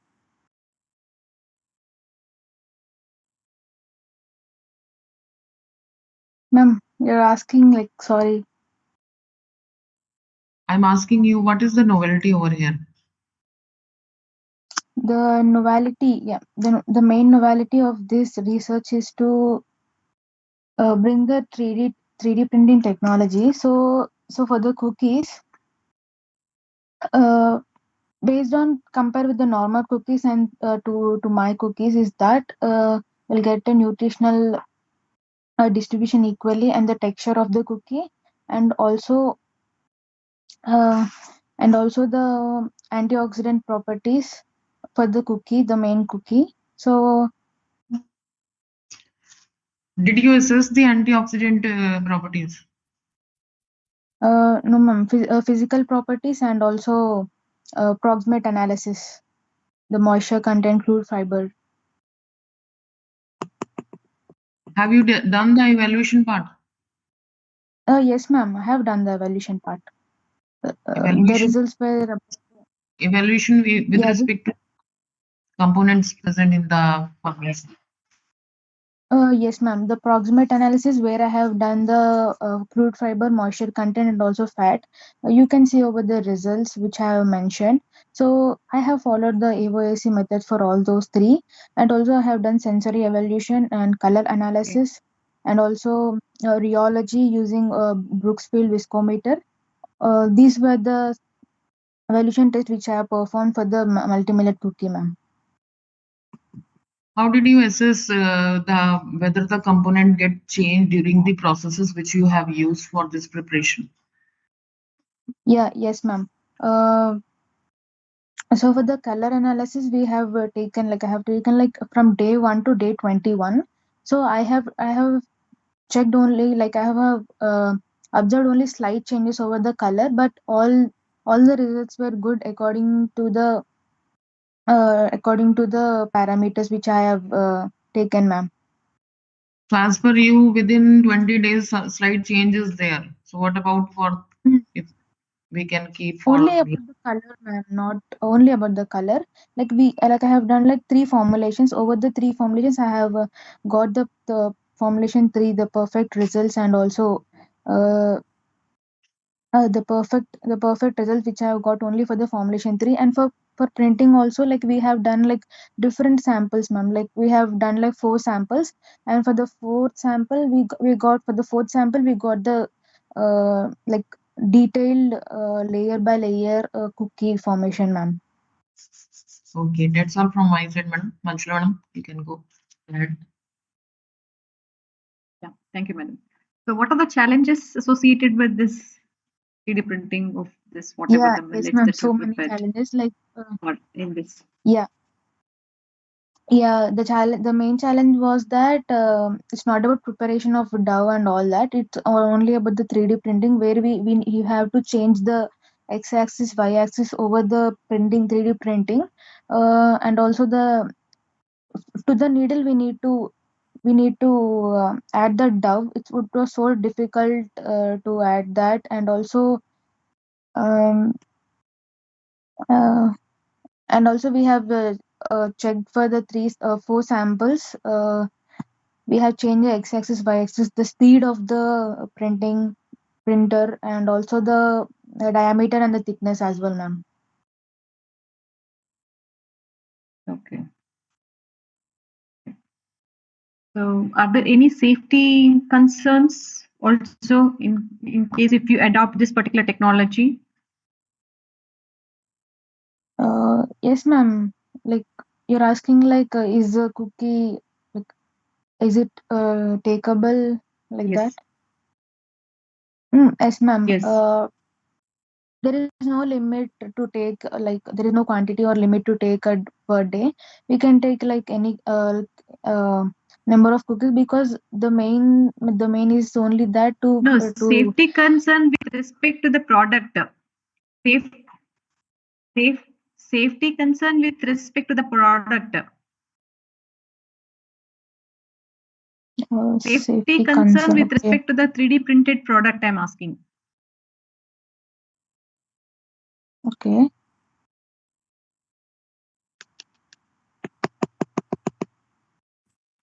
Apologies for interrupting.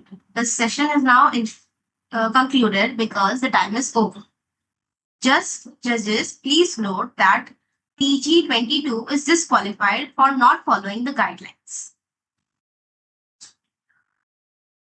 Now we request the judges to share a few words about their experience on today's event.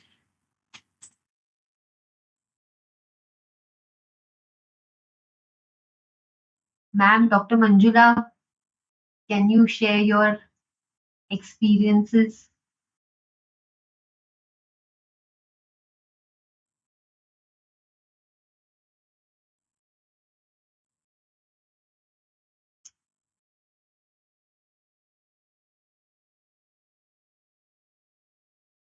Manjula, ma'am? Yes. Ma'am, you are muted. Manjula, ma'am, your experience with the... It is not muted. Could you please repeat? Can you share your experience with today's posters? Okay. Yes. So thank you very much at the outset. Thanks to the BNCP, especially the Munira Madam Principal, and also the whole team for organizing this research congress successfully for the last six research congress, and it was very well organized. The time limit, everything, even the quality of the presentations were also really good. I congratulate all the presenters as well as the whole team for organizing this. Thank you. Your input, Anju, ma'am.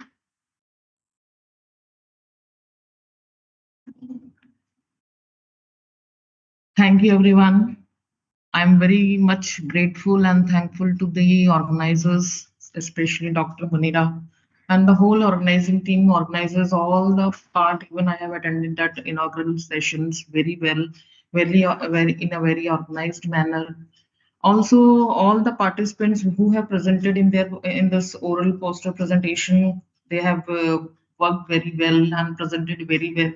Though they have many of them, they answer all the queries very well. So I want to just wish all the best to all the participants or the winner which will be selected from after this result analysis. So I appreciate appreciate of all the efforts that organizing team have made to make this event. That is the 6th SRC, I think, Student Research Congress, which is the theme of the is very well, that is innovative. So all the students, they have presented their all the innovative ideas very well, and they have queried all the questions in their respectable manner, and they presented all the answers in a good manner. Thank you all. Thank you. On behalf of BNCP, I would like to extend a big thank you to the judges for sparing your valuable time. Hearty congratulations to all the poster presentations, all the students. Good to keep that scientific endeavor live in you. Good that you are thinking so much about various aspects. We saw so many things from theranostics to foods to drugs to proving pharmacological activities, mechanistic studies. Good work. Please keep going in this scientific direction. Increase your level of knowledge, your level of understanding of drug activities, and contribute to the scientific knowledge base. So everyone is a winner. Please keep going ahead. And thank you once again. Thank you, ma'am, for your valuable time. Over to the organizers. On behalf of the entire organizing committee, it is an honor to extend our vote of thanks on this wonderful occasion. To begin with, I would like to express our sincere appreciation to our respected judges. Your presence, expert evaluation, and enriching insights have added immense value to today's event. We are very grateful for the time and thoughtful attention you devoted to every presentation. A heartfelt thank you also goes to our participants. Your hard work, originality, and passion were evident in every presentation. You are the driving force behind the success of this session, and we commend each one of you for your outstanding efforts. Finally, a warm thank you to all the attendees for being with us today. Your encouragement and participation have played a significant role to make this event meaningful and memorable. We truly appreciate the time you have taken to join us and support this academic celebration. With that, I once again thank every one of you for your contribution to the success of this event. Thank you so much. As we conclude an inspiring day one of the 6th Student Research Congress 2025, we warmly invite all participants and attendees to join us for an exciting day two, which features the keynote address by Dr. Shubhashish Chakrabarti, followed by the PhD oral presentations, hackathon oral solids, and hackathon artificial intelligence categories. We encourage everyone to participate with the same enthusiasm and spirit of learning. We also look forward to seeing you for the awards and valedictory session where we will celebrate the outstanding efforts and achievements of our participants. Thank you. Thank you. Thank you, ma'am. Thank you so much. I can leave the meeting? Yes. Thank you. I can leave the meeting? Yes, thank you. Yes, ma'am.